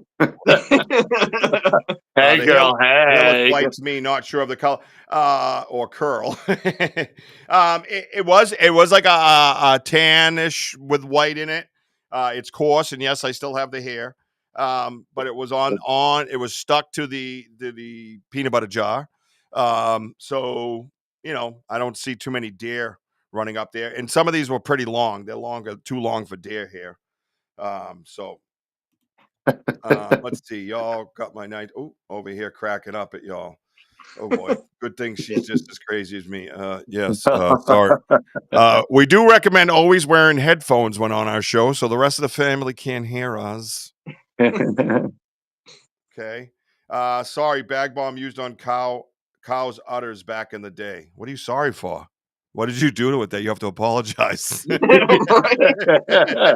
is your story? Yeah, Yeah. tell us your story. That's utterly gross. Utterly. Someone had to. Old Asian Bigfoot, maybe. These fucking guys. What the heck is going on? Yeah, they're all nuts. So this brings me here, and before I get up, because it is 7:15, we're having a lot of fun, so time's flying by pretty quick. So I want to get up on a couple of things here real quick. Let's switch it up a little bit. This is the ice print that we have. We have it in 3D. We have it casted, and this is the 3D picture of it. It's a still shot of the 3D, so you can kind of see what's happening. So, yeah, you don't get a lot of prints in it. There's not too many little people running around the ice there, buddy. You know what I mean? So, when it's like 0 degrees, right? So, I'm gonna get back. I'm gonna get back to that print because I am gonna bring it close to the TV in a few minutes. But let's hit some of these. Let's hit some of these night investigations where we started getting things thrown at us in the woods at 11 o'clock at night with Denny and Andy, and movement all around us.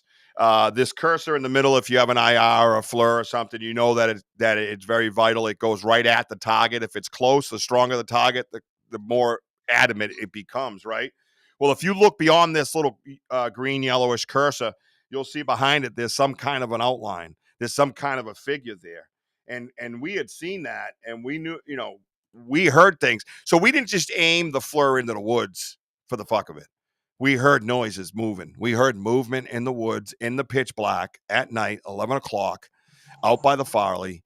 And Wojo took this, the heat signature, and aimed it right at where we were hearing the noise. And this is where it all started. And Drew, stuff is new to you in a sense. Yeah. So I got to follow up on that, Rich. So, yeah, then there's that. And what's your follow-up? Well, I spoke to Tim Vogel earlier today, and you know those like two eye shines above that? Yes. So he found it incredible, like how it's, like Christmas colors, pixelation. Yes. And well, anyways, those eyes, you can see like the shape of the body, which I was kind of like, wow, it does look like a body that high. He believes that pixelation could be like some sort of pee or maybe peed and it's just, running on its body or whatever. That's a theory. That's Wait. Did you say golden shower? golden shower. Like those eyes up there? Yeah. You can see like shadow, like a shadow figure. Like it peed on itself and Yep. and those are the hot spots? Yep. Right. That's fucking crazy. What a crazy theory. Isn't it a crazy theory? I mean, it's possible. I mean, I was like, it is a weird pixelation. I don't know. Bro had a little after drip. I don't know. Very rarely do I sit here in silence. But I don't yeah, know. we love talking spooky things. What's up, Gamer Cat? This is we do Sasquatch research in the Bridgewater Triangle in southeastern Massachusetts. We had movement in the woods. It was 11 o'clock at night, and we pulled out the heat signature and basically started getting an outline of a body. And not only just that, oh, I see what happened here. Gotcha, Stacy. Yeah. No, maybe I don't know. We didn't have any smells or anything either. So No. I mean, listen, Yeah. listen. It's the same thing. Any kind of research is good research. There's no bad research in an area where it's not scientifically discovered. So, welcome Well in, said. gamer.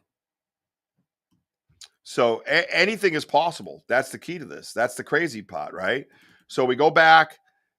Again, Wojo's trying to move the cursor. Again, those two yellow things off up high to the right. So he's trying to move the cursor, but it just keeps going back to this image. That's the only problem I have, I guess. But I guess it would go to the heated area too. So yeah, that's still possible. My little guy's losing it. Oh, okay, Stacy. Yes. Gamer Cat, welcome, Gamer. That's her 19-year-old. Yeah, I know. That's what I said already. Oh, sorry, I didn't right. pick up. So then here's an image, same area, same spot. Mind you, while we're looking at this, we're getting stuff thrown at us from behind. Again, Dennis was there, Andy was there, Bigfoot teen, Doc, burn when I take a leak. Doc, the youngster, you're barking up the wrong tree. Stick to sap and horses. By the way, might try removing poison oak from your honey hole. Well, that's interesting. Okay. Well, I hope you had a good night. Well, isn't that nice? Isn't that just dandy? Isn't that just what a nice young man? Oh yeah. So we were dealing with this. We're getting stuff thrown at us. There's a close up of it. It's more pixelated, but there's something there in the woods where we had the noises coming from. You know what I mean? So, yeah, it's just a screenshot that I kind of zoomed in a little further on. So, yeah, so this is look at it. So there's the trees. That's where you heard it from. That's about the natural distance right there, basically. Yeah. I'm looking through the thing with the phone live on YouTube. It's like between 40 to 60 feet in. Yeah, I'd say closer to 40. You were right that time. I when we stood there in the daylight, that was awfully friggin' close, bro. Dude, it's way too close. And as you can see, my expression on the bottom. What in the? Yeah. So yeah, yeah. So and again, There it is. This is how we discuss context. I discuss context with you guys all the time. Context. We're there. We're hearing noises. We aim the FLIR over there. We get a figure. We're getting things thrown at us. All that stuff comes together. We have Andy. We have Denny. We have myself. We have Wojo. 4 grown-ass men that get plenty of attention. Don't need any more. You put all that together and think about it, man. The validity is there. It's something that happened. Is it Bigfoot standing there looking at me? No, it isn't. I'm not claiming that. I'm telling you that something was in the woods, something was throwing stuff at us, and something was moving, and there's the something that was doing it. Bottom line. So it was nuts that night. I'll tell you that. We never get anything thrown at us. We never do. That night, I think it was like 7 times, 8 times. Oh, it was like an attention thing. It was just amazing. Yep. So I'm going to end the picture portion of the show with this. I got to remove this one first. What? Is he outside? Hi, puppy. Hi, you. What if it was him with the light the whole time? Oh no, he's out there swinging the light. Yeah, no. It's it was out there inside my house. It was literally less than 20 feet from me. So I would love to go with your theory, but unfortunately, that's just not the case, sir. He's like, "Hello, father." Yes. No. Could have been. I do have one in heaven, son. Giddy up. So let's see here. All right. So I'm going to show you a close up of a clean tear because I have to pull out all the zinger wrappers that we have. So these are the zinger wrappers that we leave on the gifting chair, right? This is how we get them back. So as you can see, close up, you don't see any teeth marks, any claw marks. There's nothing like that there. Nothing. There's no rodent activity whatsoever here. Nothing. Yeah. This zinger wrapper is torn open as if you and I went into the store at lunchtime, maybe bit that little corner and pulled it back and pulled out the cakes and ate them. There it is, close up. Everybody see it? They do have respect. Yeah, I mean, thank you. You'd think you'd get it back like ripped in half or just, honestly, pretty much gone. Right. That's pretty bizarre. Yeah, well, there you go. Well, there's a comment I can understand a little better. We the people. So up in the Sierra Nevadas, over roughly 10 years, hunting, fishing, camping, dirt biking, we've had fair share of odd things happening. I love that your mind is open, and you've mentioned the word hunting, because that's key, because we get a lot of hunters, obviously, that are very negative. But I would love to hear that stuff. I love hearing that stuff, and keep your mind open and keep your eyes open, right? Peanut So, baby so squats. Rich, that rapper, right? When you all right? So the rappers, if I remember correctly, there was another different set of rappers. The single. Yeah, today. So, all right, guys, I have not put out. This is like a package of two. Is In it 2 what? or 3? Um, I think I can't remember. Zinga's coming 3 Yeah, they or come in 1. 3. So the past 4 investigations, I've had the package of 3. I haven't had the single packages in over a month, and we've been around that area when we were looking for that peanut butter jar, Rich. Remember? And now, we kept following the evidence. Like we found compressions of footprints, and then you can see like the ferns being squashed over in some broken sticks. And then all of a sudden, there's the wrappers perfectly flattened, whatever. Yeah. But the single wrapper was right beside this, and I find that absolutely like where did that come from? Yeah, right. You know, It was very, Yeah, it was very, that's what I'm very saying. weird. Like, if it was a rodent, you'd think it'd be like way more tore up than that. It Like, would be chewed up, and you'd see the little puncture wound. right, that's what I'm Right. saying. Like, that's just like a clean, Yeah. tear. Like, But it was that is weird. like that though, like perfectly flat on the surface on the compost, including the piece of cardboard that's perfectly licked, and you can see like some streaks, like it must have like tried to lick the rest to its mouth, like kind of like doing one of these things, Right. Right. But you know, but Richie grabbed those, but I'm looking at the wrappers. There's the single wrappers, the smaller ones, that's torn, and it's right beside that. Like, where do those wrappers come from? Yeah. Do you like have them on them? Like, as a, I don't know, just where did it come from? I'm baffled. Like, Yeah, you we just don't know. wanted to We fuck don't know with where you. that. Yeah, we don't know where that wrapper came from. It's like he brought it back to us. We were You missing brought, one yeah. over the winter. We were missing one. So Yes. you know what I mean? Hey, what's up, Tim? So a lot of the question is, about these is is first reaction is what is doing that, right? Does it have Yeah. fingers? Does it have a thumb? All that stuff. So when you see something like this, and now mind you, I'm only showing you one. We have probably about 100, and I got a bunch all over here. We got peanut butter, we have granola bars, and they're all open the same way. Huh. There's no little teeth marks, no little claw marks. They're torn open, and the funny part is they generally left alone after. No other animals really. If you see, there's still nothing from another animal. You would think after one animal ate it and left, the little ones would come in and chew on it and whatever, right? Right. That's what I'm saying. Like, you think it'd be like Nothing. torn to absolute shit, but Nope, nothing. And if someone says, "Oh yeah, you got lucky, you got one," no. The context No. is everything. I'm showing you this one up close, so you could see what we see. If you're not on our live events and you don't hit that Right. notify button, you're not going to see this stuff. And it's even harder to see in the field. I wanted to get a close-up shot for you guys so you could see where our thought pattern is coming from. To me, Right. this is hands, this is a thumb, and now mind you, keep this in mind. We have recordings of them opening these. We have Yep. recordings of them walking up to the gifting chair. We hear them walking up to the gifting chair. Okay. This is not a one-time thing. This is not a one-off. This has been going on. This is part of our research, continuous research, patterns that create science. If you ask a scientist, if he doesn't have something viable in his hand, he repeats the pattern over and over again until he gets the same results so many times, and then it becomes science. I know that because a friend of mine's a scientist, and he's been on this show plenty of times. So keep that in mind. And he's the one who actually brought that point up, that we're creating science. Thank you. Very much. Rich, one other point too. No. Have you noticed I said the past? I don't care. Okay. Past 4 investigations.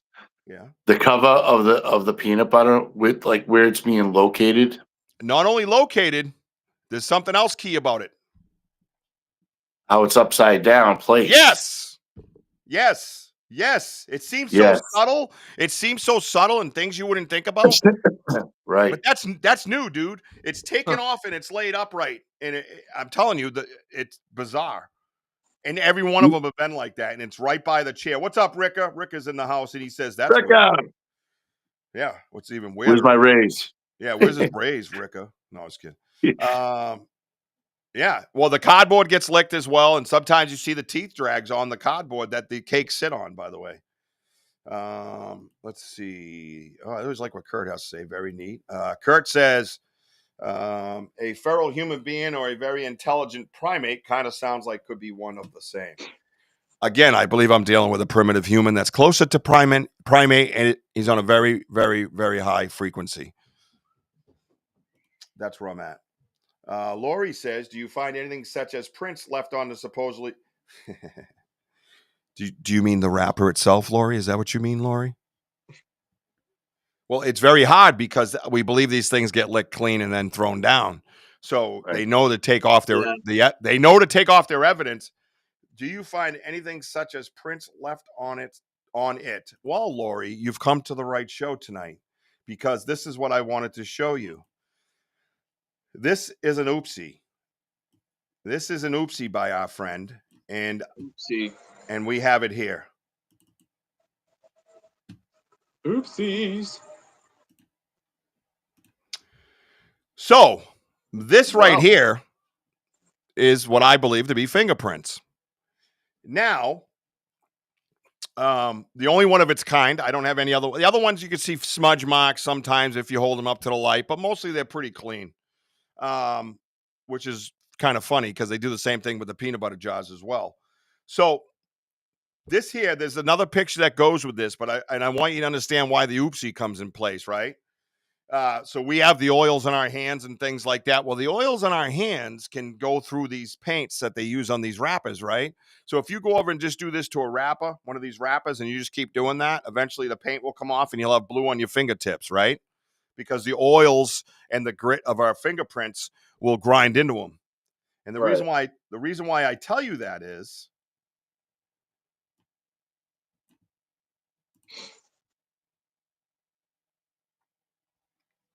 where do those fingerprints come from? Anybody know? Anybody know where those fingerprints came from? Why does it have fingerprints on it? It has an outprint of Texas. The reason why these fingerprints are left on this Zinger wrapper is because of the white ingredients, paint, the stuff that they put on with it. You can see it was smudged. And if you listen to the recordings, you can hear them. Wojo, you've heard them wrestle around with these things, trying to open them. Shit is insane. Richie, what else do you see? Oh my God, it gave me chills. Richie, on the last picture and this picture, when you look at these prints, what else do you see about those prints? Well, something that's very like it's very odd. I can already tell. I'll tell you. Yeah, just what say the it. line? You look at the first picture in this picture. Okay. You look at your thumb. Yeah. Have you noticed all the lines are going the same way, straight across? Right. They're not curving. You look at your thumb. You know how it has the thumbprint, the line swirling, twirling. Whatever. These are straight. See that? Yeah, it's interesting. And one of them looks like you got the lines in the thumb, but I'm not so sure that's lines in the thumb because they're distanced apart on the other print. So I'm wondering if that's hair drag. Because when you look, like I said, it just seems like all going in the same direction, not like. No, you're right, because look at down on the bottom left of this. Yes. Picture, back in the blue where it has the 1-800 number. There's more prints there. Yep. There's more prints there, and they're doing the same thing. They're going in the same direction. Yeah, even for like a hair drag though, that's still pretty straight for like a hair drag. No, but I'm saying the prints are there, but then there's those. I at first thought that maybe it was like a thumb crease or something. Right. That the line going through the print is, right? Mhm. But the other one below it, it's not because it's right in the middle of the print. Mm-hmm. So I'm Okay. wondering Yeah. if Yeah. that's hair drag. Right. Right. I gotcha. Isn't that crazy? Yeah. When I That's when I nuts. I'm when I just going through this now. I'm like, holy shit. no, you're right. You're right.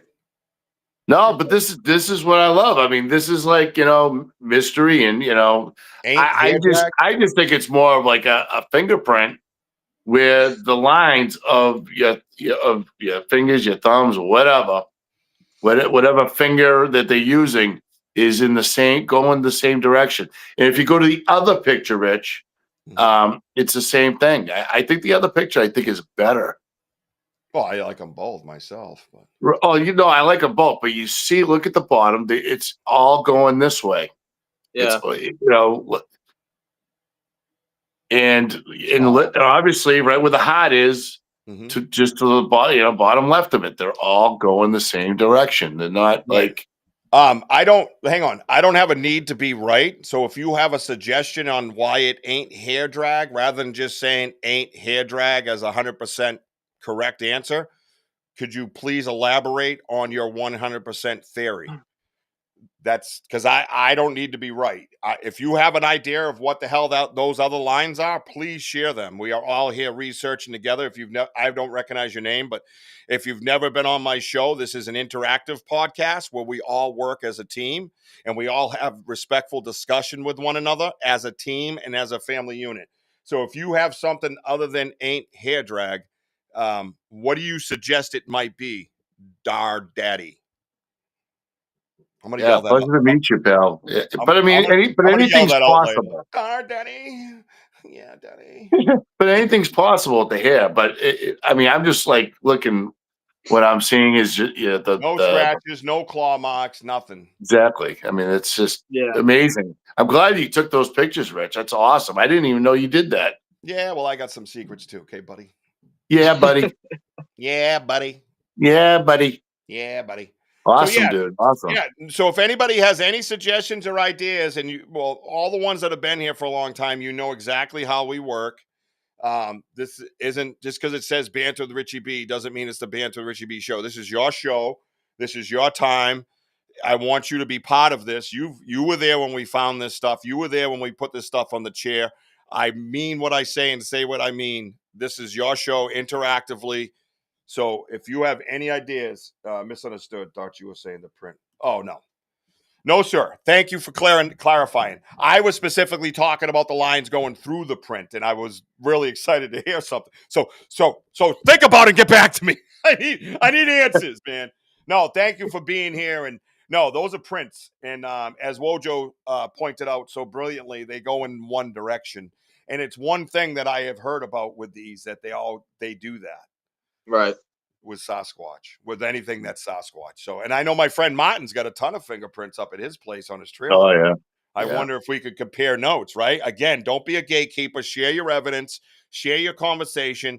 History is not yours. It's all of ours. So talk about it, please. Because don't be sorry. Oh, no, don't be sorry, man. No sorries here, dude. Listen, you're talking to a guy that's not wearing pants right now. I mean, why would you be sorry to me, Stop talking about Drew. Yeah. Visual. Yeah. Visual. Hey. I gave Dara visual. Yeah, they're going straight across like tire tracks, and it's clearly full the whole way through. There's no curve like human thumbprints. Interesting, Wojo. Good call. So, let's see. Them print look like the ones I got off the truck door at Salt Fork. The line looks the same. Thank you for that, Tim. Someone who's very seasoned as well with researching. But truck door, fuck that. Yeah, exactly. Sing a rapper when I'm not there. I'll take it. This guy's trying to steal my truck. Get the fuck out. He's up in BC, and I bet you have. BC's a hotspot. BC, wow, it's a very, very big area. So you're probably more chosen than lucky, right? So yeah, because that place is huge, right? No, I thought this was a great piece of evidence I wanted to share with everybody that I had found on a Zinger Rapper. I think I brought it up on the live, but I wanted to get close-ups of it. I wanted to lead into it with the ripping of the package. Not only that, again, remind you, we have recordings of them trying to open the wrappers. You can hear the guttural huffs. You can hear the wrappers opening. Hell, you can hear the belly gurgling. You can hear the farts, the burps, all of it. Oh, It's my all, God, all it's on unbelievable. recording. And as soon as it's all watermarked, you're all going to hear about it. And the whole world's going to fucking hear about it. And it's going to change the way you think. My nephew Drew heard it tonight for the first time. Yep. It's going to change the way you think of how a Sasquatch communicates. Absolutely, because remember, there's different forms of communication. There's forms like all the howls and all that stuff that we hear to tell the other ones that the idiots are in the woods again. And then there's the clan/family unit conversations. Do you think for 1 second, if Mama Bigfoot's in front of baby Bigfoot, she looks at him and goes, whoop, whoop? The fuck would she do that for? Mm. Do you think she's just going to do an Ohio howl maybe to get his attention if he's out playing, like a whistle to come home, but in front of him and just howl in his face? And that's their language. Is that what you think it is? Nah. I could tell you that ain't what it is. So, Nah. and the whole world's going to hear it very soon, exactly what these recordings hold and exactly the meaning to it, along with the context. As Yep. everybody, all the listeners on the side, all my live investigators know exactly what we do and how we do it. And you're all going to get to hear it very, very soon. It's just a matter of preserving them, putting it in places that they're protected, and then watermarking it, having NDAs signed so people don't just steal it and shit on it because it's historical. It's bigger than me. It's bigger than you. It's bigger than the world. It's bigger than all that shit. So I don't care about fame. I don't give a shit. But I'm telling you right now, what we have is the most unique thing you'll ever hear in your life, period. And one last thing, you'll understand behavior. Mm-hmm. Then I'll just leave it like that. I don't want to keep spoiling anymore, but I'll tell you, this shit is like second to none. Like, wow. Yeah. So, I mean, the only way I could keep like describing it is it literally like gave me chills. It's bizarre. It's insane. mm-hmm. Absolutely insane. Yeah, I can't wait to see the reaction when you do get around to releasing it. Oh, it's nice because a lot of people just sleep on us and they won't even know what's happening until they, No, it's incredible. It's absolutely incredible. Yep. It is. Thank you. It is. And it's a lot of dedicated hard work out of Wojo, out of everybody on the side. Look at the people that are dedicated to this show. Look at the people that are dedicated to Banter with Richie B and Wojo and all the live, research and virtual investigators. Which kind of brings me to this. I did this once before. I did a virtual investigators episode, and I think I want to do that again. So keep that in mind in the next 4 to 6 weeks. Anyways, I'd love to have everybody that's on the side, who can make it, come in and sit down and talk about your virtual research that you do through my phone and our research. I would love nothing more than for the world to hear what you think of it, what parts you find most intriguing and beneficial to society, because you have to understand, we're not here to run through the woods and say there's Bigfoot. We're here to say, hey dude, what's up? Hi Bigfoot, my name's Rich, please don't kill me, give me a high five. Jane Goodall thinking, Jane Goodall theory. One of the things that we're allowed to do that with the recordings is because we have gained their trust, that they do have a place. And I will say this about the recordings that we do have. We do know for sure. At first, we thought it was 2 hours. That's not the case. We have them up at the gifting chair for 4 hours. 4 hours. Yeah. Not coming and going. 4 hours congregating around the gifting chair. 4 hours. Think about that. It's like It's like a living room or a family room or a game room, right? Or a man cave. However you want to look at it, it's part of their home now, where they go over there and look, and they have conversation about what's on it. There's even one part where one turns around. You can hear him walk up. He turns around, and I could tell he's towards the woods because of the echo, and makes this crazy ass fucking noise, and then everything goes dead silent, as if to say, yeah, Wojo's an asshole, he didn't leave me anything tonight, and walks away. Yeah. And then it's dead silence. That's the end of the recording. It's over. This is the behavior we're talking about, because Behavior. it's the behavior. Like, Look, I understand the people out there that says like, dimensional aliens and all that stuff and, portals. Look, I don't know. I can't get into that because I just I'm going by what we're researching here. Flesh and blood, they come and they go whatever they please. But I'll tell you right now, they are spending unbelievable amount of time hanging out at the gifting chair and just they'll sit there, Rich. How many times? Like, because don't forget the recordings, like they just keep going where you don't hear nothing for like Oh, half hour, 45 minutes, maybe to an hour.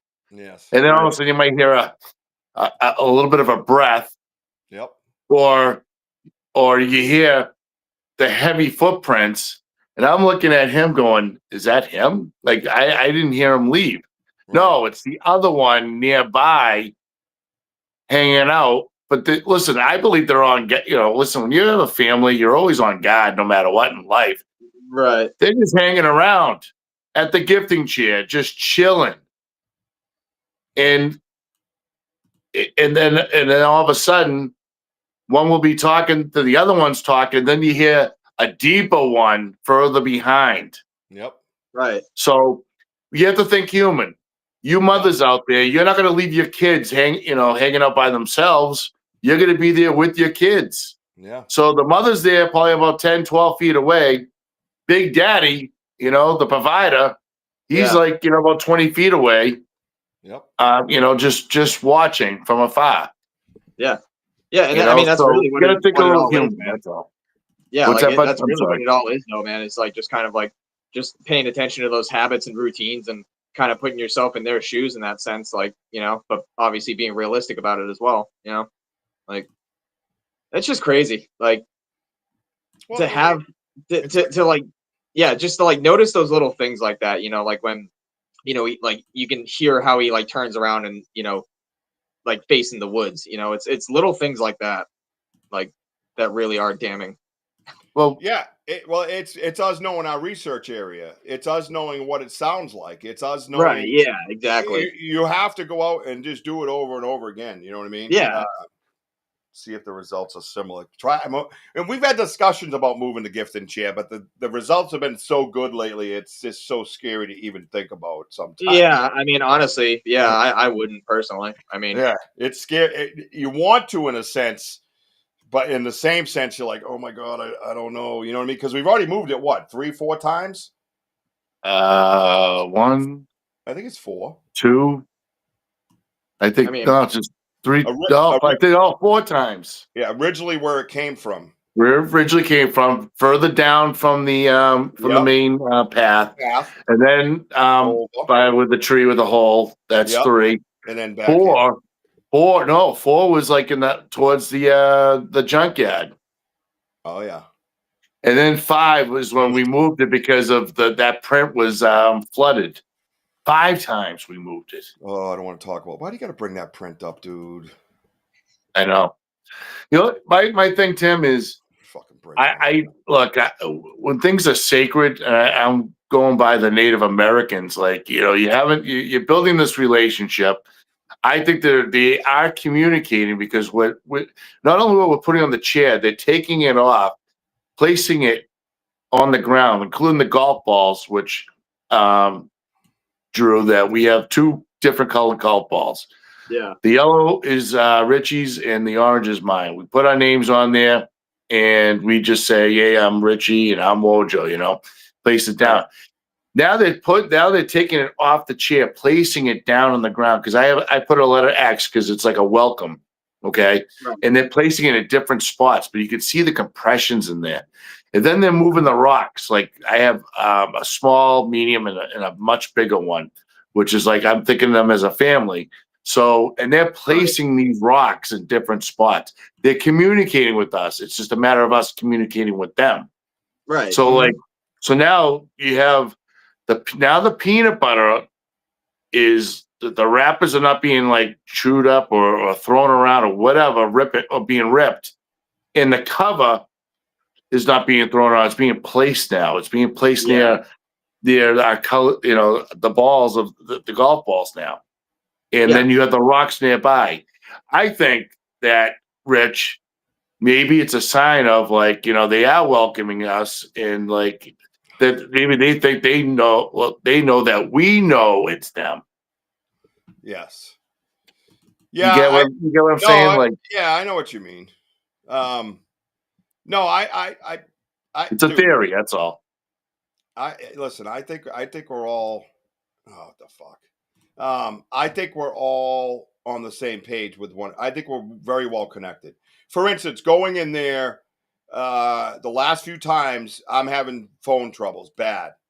I'm not used to having phone troubles outside of the woods. It was always 5G, no problem. You know what I mean? No issues whatsoever. The last few times, it's been an absolute nightmare where I have to flip up and go back in, flip up and go back in. God Daddy, yes, we've had prints around the gifted chair. Right now, it's in an area that's full of compost. So we deal with a lot of compressions in the compost. But in the past, yes, we have. And we actually have pulled prints out of this location, which I'm going to pull up right now. I got a couple of casts I'm going to show you guys before we go for the night. I'm sorry, Rich. I didn't mean to cut it. Something just popped on my mind. Tim Oh. Vogel made a good point. Do you still have the peanut butter jar with the 3 fingerprints? Right there. Oh, okay. He suggests that we should probably cast that It's not a bad idea.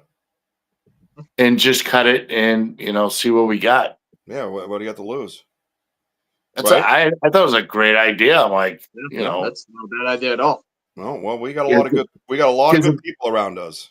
It's like this, Drew. It's like a perfect, like it's like dipping your hand in there. But I mean, we're thinking it might be Junior because he's got the smaller hands. I don't know, but it's just you just see it. It's perfectly like that. Yep. Who knows? Just Maybe going to town on it. Yeah, I mean, or maybe they left a little bit leftovers for me and Richie because they left it right there. It's weird. That is weird. It's a very strange world that we're in. Is this the stacking tree right here? Hang on. Hey, Daddy, what we did is we put flour around the whole area at the gifting chair. Can you not call him Daddy? Daddy. Just call him Dar. Yeah. Oh God. Hey, Daddy. Oh, shit. I put some powder on you. Hey, Daddy. So this is the stackings over by the junkyard that we were talking about. Yeah. And we do try to be mindful of everything. We the people. We've had a very respectful relationship in our area with them. I've had a very respectful relationship where they came from in my backyard, about 2.5 miles away from the research area that we're in now. When someone said give them gifts, in my novice mind, I gave them oatmeal raisin cookies because they were my favorite. So yeah, you try to be as, we try to be as safe as possible, respectful as possible, and do the best we can. Yeah. Can you use the iron rake to scuff up the dirt? Yes, that's the other thing that Tim wants us to do: scuff up that dirt area. Yes, we're looking for the wet spots. Yes, but yeah, the flour. We've used flour in the past. Try to use natural stuff. You know what I mean? I just happened to be looking through the pictures, Woj, and I found this is the stacking over by the junkyard. So, yeah, that was pretty cool. Man, that is wild, though. Isn't that crazy? Doesn't even make insane. Sense. Yeah, it's absolutely. Yeah, it just goes around that tree. It's just it's just phenomenal. Yeah, like that shit was placed, dude. Yeah, there's no reason for that to be there, and there's no reason for a human to be out there doing it. Just doesn't make any sense. Stop it! It's Mother Nature. You cook. Magic whirlywinds, you loser. Daddy, he called him Daddy. So let's do this. So we've had a little discussion about the bones and things like. Oh, Wojo had some stuff from today, right? Wojo, you sent me. Yes. All right, let's go over that. I don't mind if we run over a little bit, but you know what, Paul? That could be an idea too. Before we do that, I like that idea to do a Scaniverse in that peanut butter jar. Who said that, Paul? Yeah. Do what? The light up scan. Yeah, I'll try to do that. It's going to be hard to get the thing in there, but if we cut it and whatever, maybe we can do it. Who knows? Yeah. Yeah, let me see. Let me see what I have here. Wojo sent in something. It says, I got to find the folder. Hang on. Let's see. Shit. Let me try to find a folder, and then I want to get to a couple of things. What the hell did I put it? Fudge. Audio videos. Oh, damn it. Yeah, this one won't play. That sucks. That's the big footsteps. No. Let's see. Boots on the ground. No. Guest appearances. No. Audio videos. No. Well, Rich is doing that. I will say, I know you're listening, Rich, while you're doing that. At the very beginning, like when Richie was talking about the phone, excuse me, we were having phone troubles coming in again. It's true. When we started walking in, but we stopped for a little bit, and then all of a sudden we heard this like yell, like, you know, remember that? Yeah, It sounded like someone was excited. It happened twice, and it wasn't the dog. Yeah. But we pointed out the direction, and the dog. I would say like the dogs are like let's say like 9 o'clock. This was like at 11 o'clock, Right. and I do have a little audio, but I couldn't get it in time. That you can hear like a similar yell, like "oh," like that from a distance, because you can hear that frequency echo. It was just like pretty cool. Yeah. No, it was pretty awesome. That yell was really cool. It had a little grasp to it. That's why I said to you, it was graspy. Yes. Yeah. And then we could hear like movement hit, towards the gifting chair. So Right. we've been having like, we've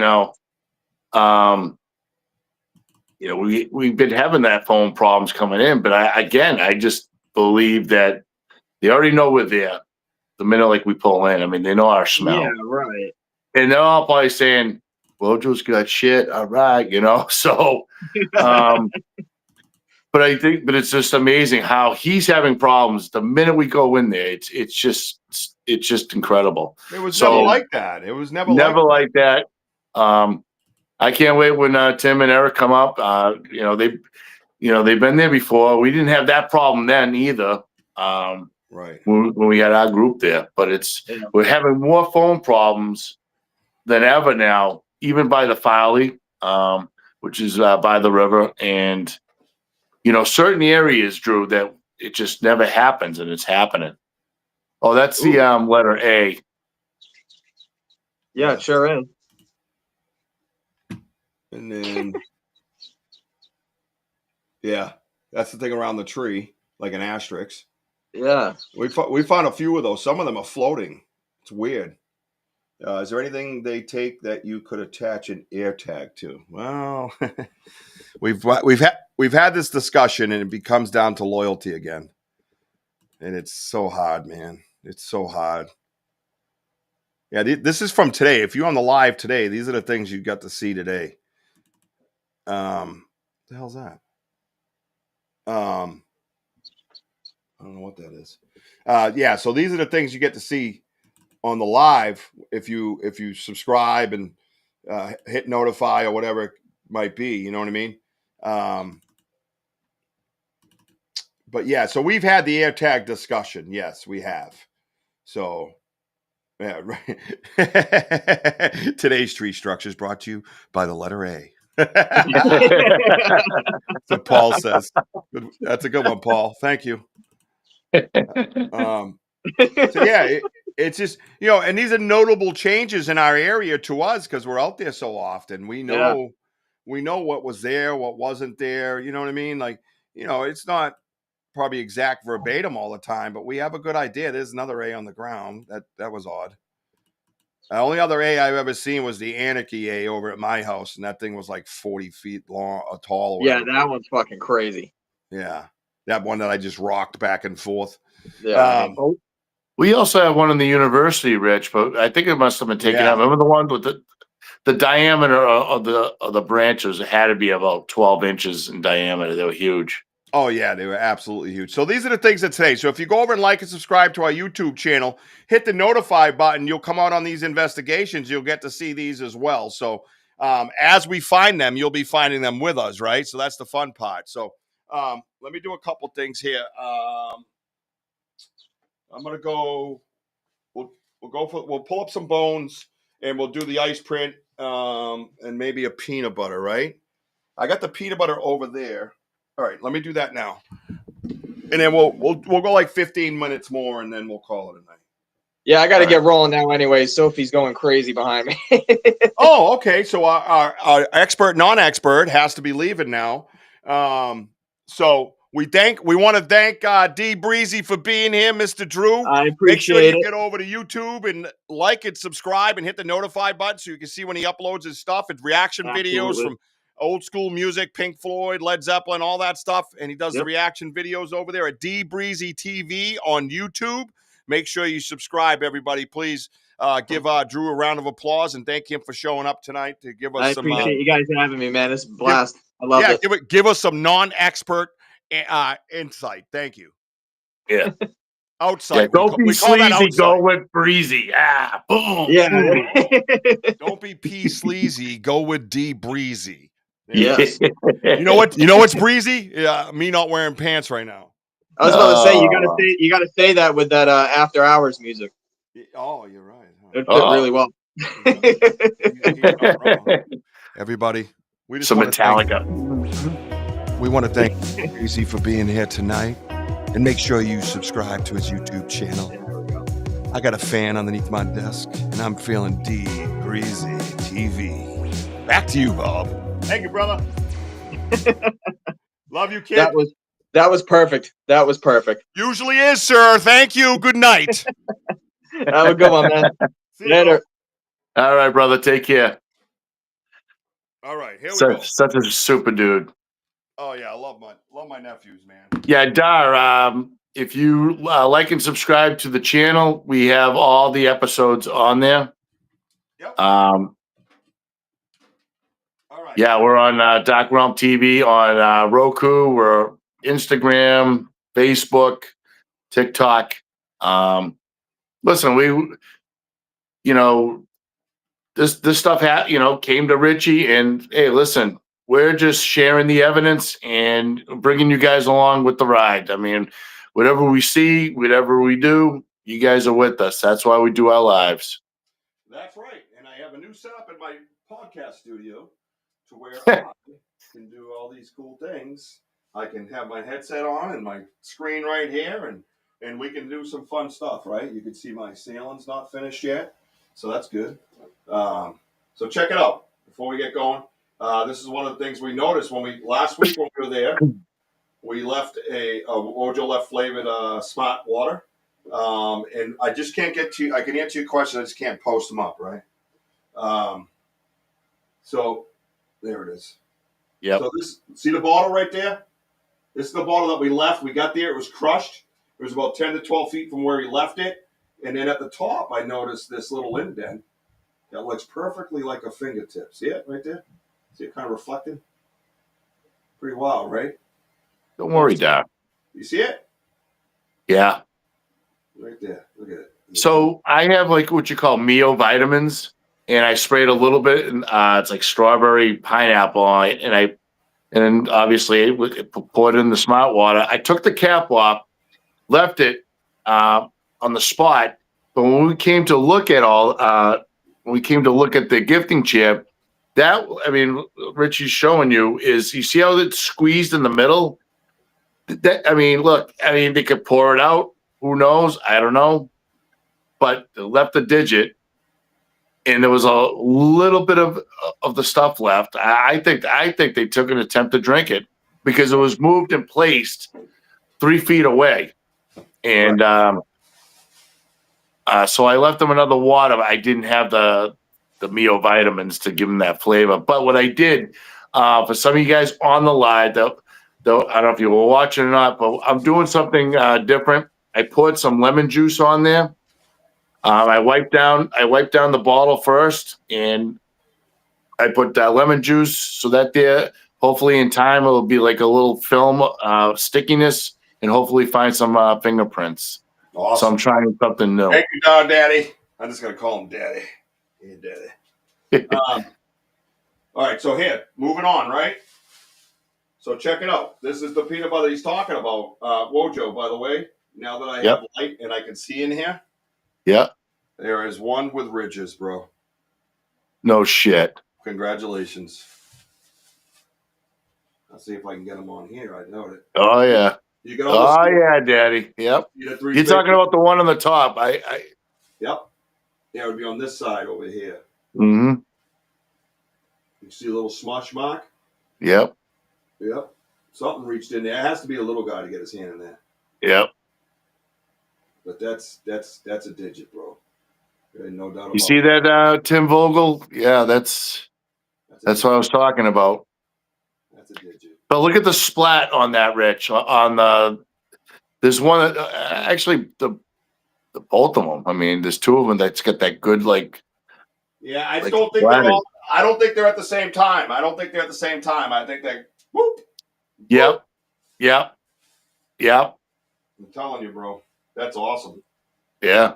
That's one of my new favorites right there, bro. So yeah, absolutely kick ass. Is Henry still here, by the way? Anybody seen Henry? I'm not sure. I owe Henry an apology. Henry, if you're still here, when you mentioned something about your flashlight, I thought I had given it back to you. I did not give it back to you. It is still in my possession. I owe you your flashlight. I just found it yesterday. I went through all my stuff from Charmin Fair. I'm like, oh my God, I just told him I didn't have it. I have it. Idiot. Well, I got a lot of kids. So that's my excuse every time. So, Well, Dad, I'm glad you're part of the family, man. I mean, thanks, Daddy, for being here tonight. No, he's still here. It's just he's like he's very excited to be part of the show, and you know it. Hey, listen, this is your guy's show. You know. Oh yeah, those are ridges, bro. Yeah. I mean, no doubt in my mind. I don't know if you can see probably can't see all this light. Shine it from the backside, like. It's peanut butter, but I can try. I didn't want to touch a lot of it. Yeah. You know what I mean? So. Let me see if I can peel a piece back though. Oh, maybe like this. You know. It doesn't really show. But we'll get into that more. Maybe we'll do a cast. Maybe we'll do a scan. I don't know yet. We have to discuss that in person because when you see it in person, it's different. Always is, right? So that's pretty awesome. So we got the digits in the peanut butter, right? Clearly see that. And obviously our favorite, the ice print. This is the ice footprint if you haven't seen a print. This was small, but it was in ice, and it was on the live. One of our fellow members, Darren, he's the one who noticed it first and noticed all this trackway all over this slush that we were in winter time, obviously, so it was slushy, it got soft, and then we were headed for a deep freeze like the very next day. It was like 0. Boop. And so it froze all the prints, and I showed this print earlier in the show, and there you go. So this came out of the ice. You can see the digits. This one we weren't able to cast, the end one. It was kind of broken off coming out. But then there's these little digits here. You can see the digits, right? But the key to this one is this line right here. It's like the bottom padding of your feet, yeah. Yeah, see that line? So that's the line. That's the line we all have on our foot that goes around the ball of our big toe. They have it too, apparently. Oh, there we go. There's some. Oh yeah. There it is, right there. You see it? Right here, guys. See that line? Pretty wild, right? Right. So check it out. And then, mind you, this was in the ice, so you have the toe here. Let me see if I can get a good shot of that toe. It's just hard because everything's opposite. There we go. A little better. Oh, there we go. There we go. Oh, there we go. You see the ball of the toe kind of sticking out? And then you can see the top of the toe right here. Right? Yeah. Watch as I turn. There's the line. Look at that. Oh, yeah. It's a good shot right there. Yeah, there's the line. In between the toes. It looks like it goes opposite from ours, to be honest. But so, yeah, it had a 3-inch wide heel. You can see how here, you can see how it pops out over here. So the weight was down, definitely flat foot. Yep. And then you can watch this on our YouTube live events. of Wojo on the ice and torching it out. And so I guess my point to that part of it is that again, it's not bullshit. We're doing it together. Everybody's watching us. The whole world can see when we find it. The whole world can see when we cast it. The whole world can see when we pull it out. So it's a big deal, and I think that's the best way to do it because it adds that validity. You know what I mean? And even that wanting to do it that way, you should see a sense of honesty. So that's what we want to try to build with everybody and have everybody understand. I don't have anything against anybody that takes it in the back room and edits. I don't have any problems with that. I'm just not going to do it. I don't want to do it.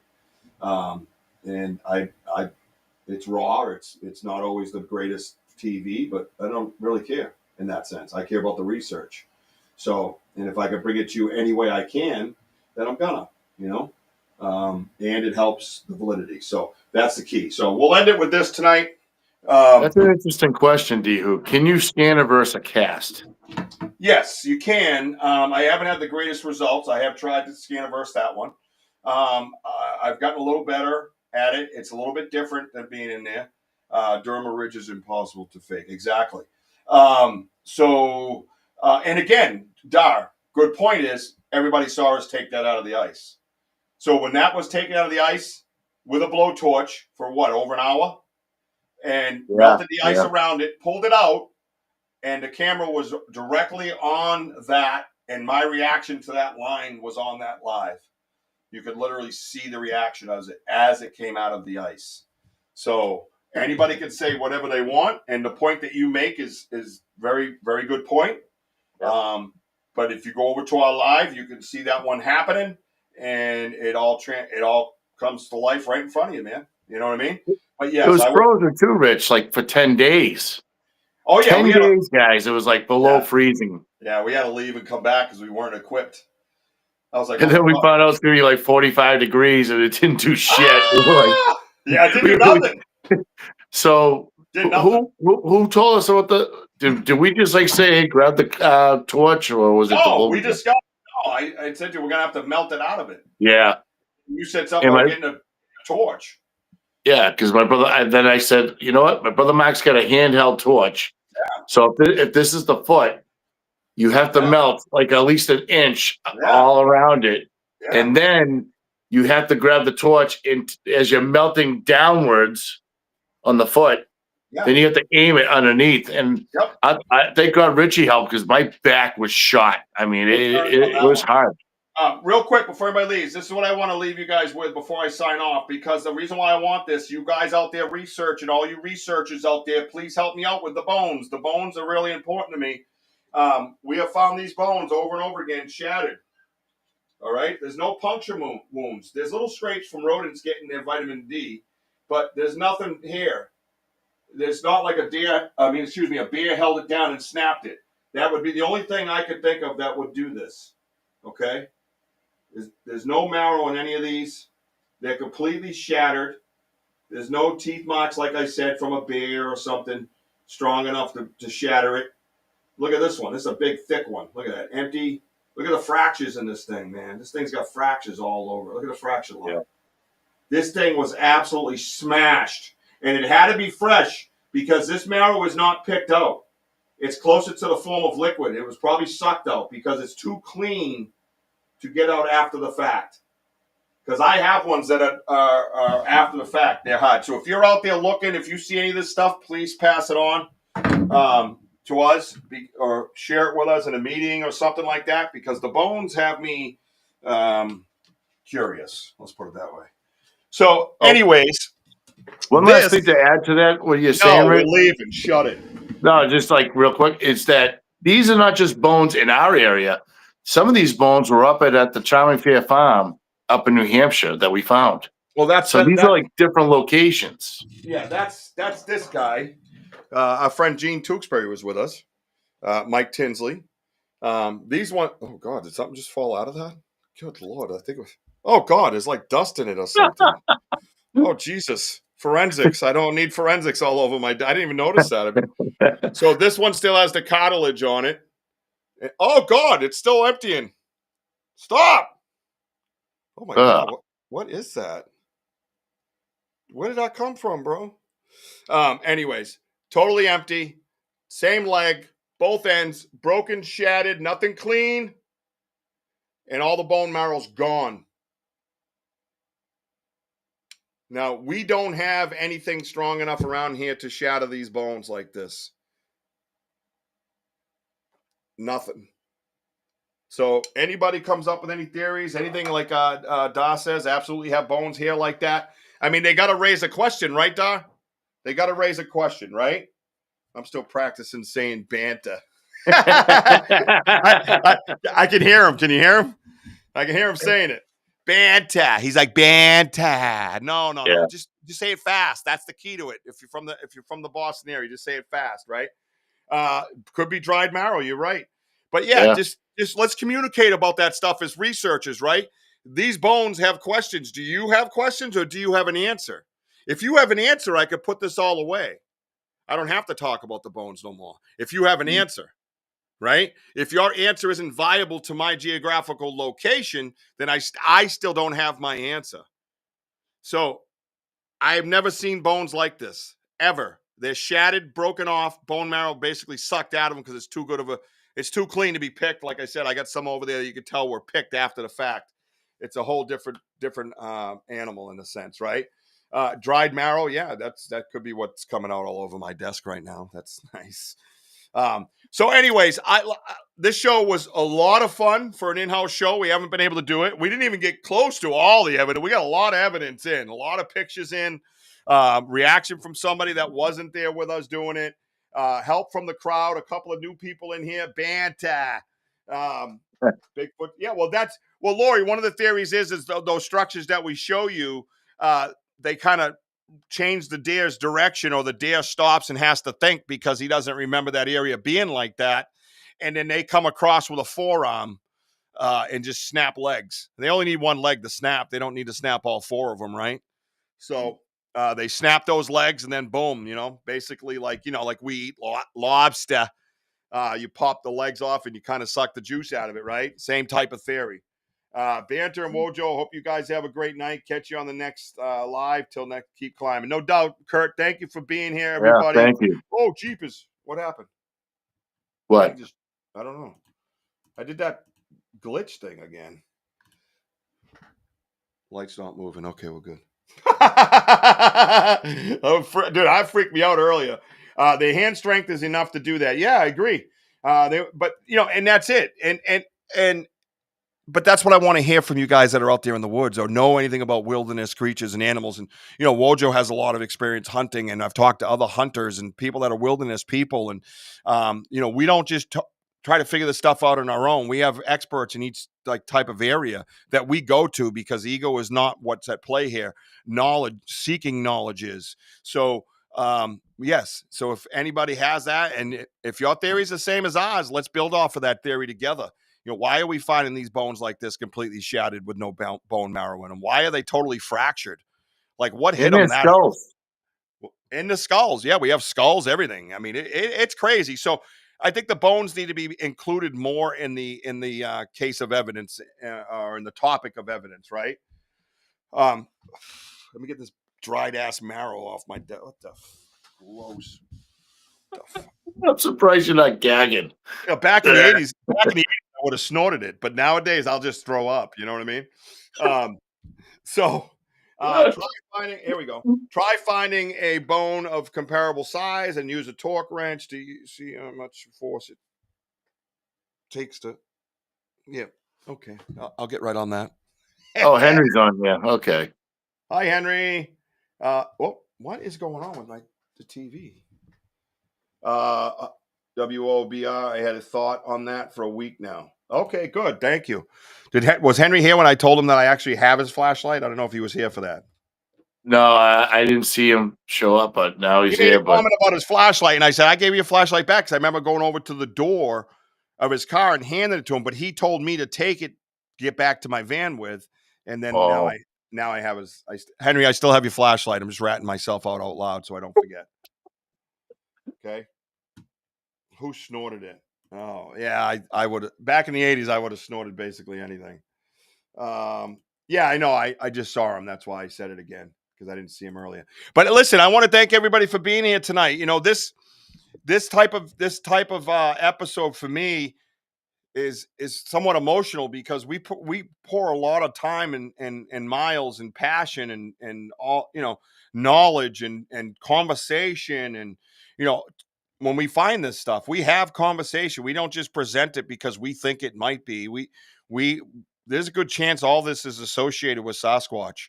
There is a good chance all this is associated with Bigfoot in our research area, and it's a very high percentage based on based on all the evidence combined of what we have together. There's a very good chance. You know what I mean? So we're very passionate about this. You know, as funny as we can be, as silly as we can be, as goofy, vulgar, whatever, swear a lot. The research is serious. The research is passion. It means a lot to us. And it means a lot to us that you guys are here respectfully having this conversation with us, because some of the great ideas just now up and down helps the research, man. Helps the research, right? So it all helps. So we have to talk to each other amongst researchers, amongst people like Drew that isn't a researcher. Have that conversation. The devil's advocate will get you answers, but it has to be delivered respectfully. You know, we should be treating each other right as humans anyways. There's no excuse for the bullshit that humans put upon each other with their ignorance and their asshole attitudes. You know what I mean? So have the conversation respectfully. If you are researching, respect your area, respect the woods, respect the creature, and talk about it. Don't be a gatekeeper. Share it. Let's have that conversation. So I want to thank everybody for being here. I want to thank my awesome co-host, who's an unbelievable researcher of his own. And obviously, you heard him tonight bring up a lot of great points. I want to thank my whole team, Sam from Sam's Pretty Paranormal, Sam's Pretty Productions. If you need anything digitized or anything like that, you please reach out to Sam, send her a message. She's an amazing person, amazing producer, amazing digital creator. Bobby Lee, our executive producer. And of course, Jessica, who designs all merch and keeps a lot of other things at bay around here, like the children, so I can have my show, so I can go out into the woods. Without Jessica, none of this is absolutely possible. That's square one. Without that, there is no show. There's nothing. We have to be a team, and she's my teammate, and she's a damn good teammate, and I'm very blessed to have her. So, and you all are too. You just don't know it because you don't know exactly what happens around here. So, thank you for joining Banter Richie B live. Thank you for the ghost in the hallway. Thank you to my nephew Drew. Get over to D Breezy TV. Make sure you like and subscribe. Tell him you said hello. Tell him where you're from. Tell him you're part of the Banter with Richie B family, his uncle.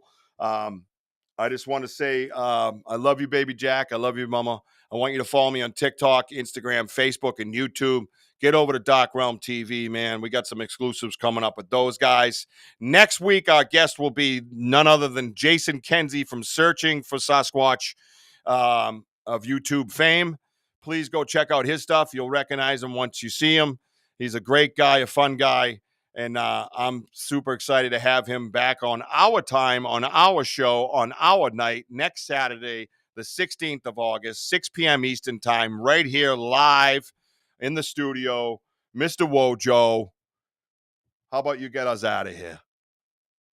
Well, hey, thank you all for being on here. And I do have something to say. And I want to say something about Richie.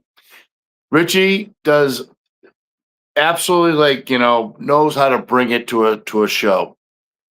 The hard questions, his passion. He's a hard worker, family man, great dude. And you know what, Richie? Great show as per usual, because you know what? You deserve a lot of credit too. So for that, we love you guys. And remember, we are home of the boom. Let's bring it. Yeah. Everybody bring it. Watch for that See you Monday live. with the You Vogels. got to hit that notify, though. You got to hit the notify because we're going in the woods with the Vogels. Yeah, pants off. I was going to say, someone's not coming out with pants on. Oh. Love you, baby Jack. I love you, mama. We're out. Peace out, everybody. Thank you for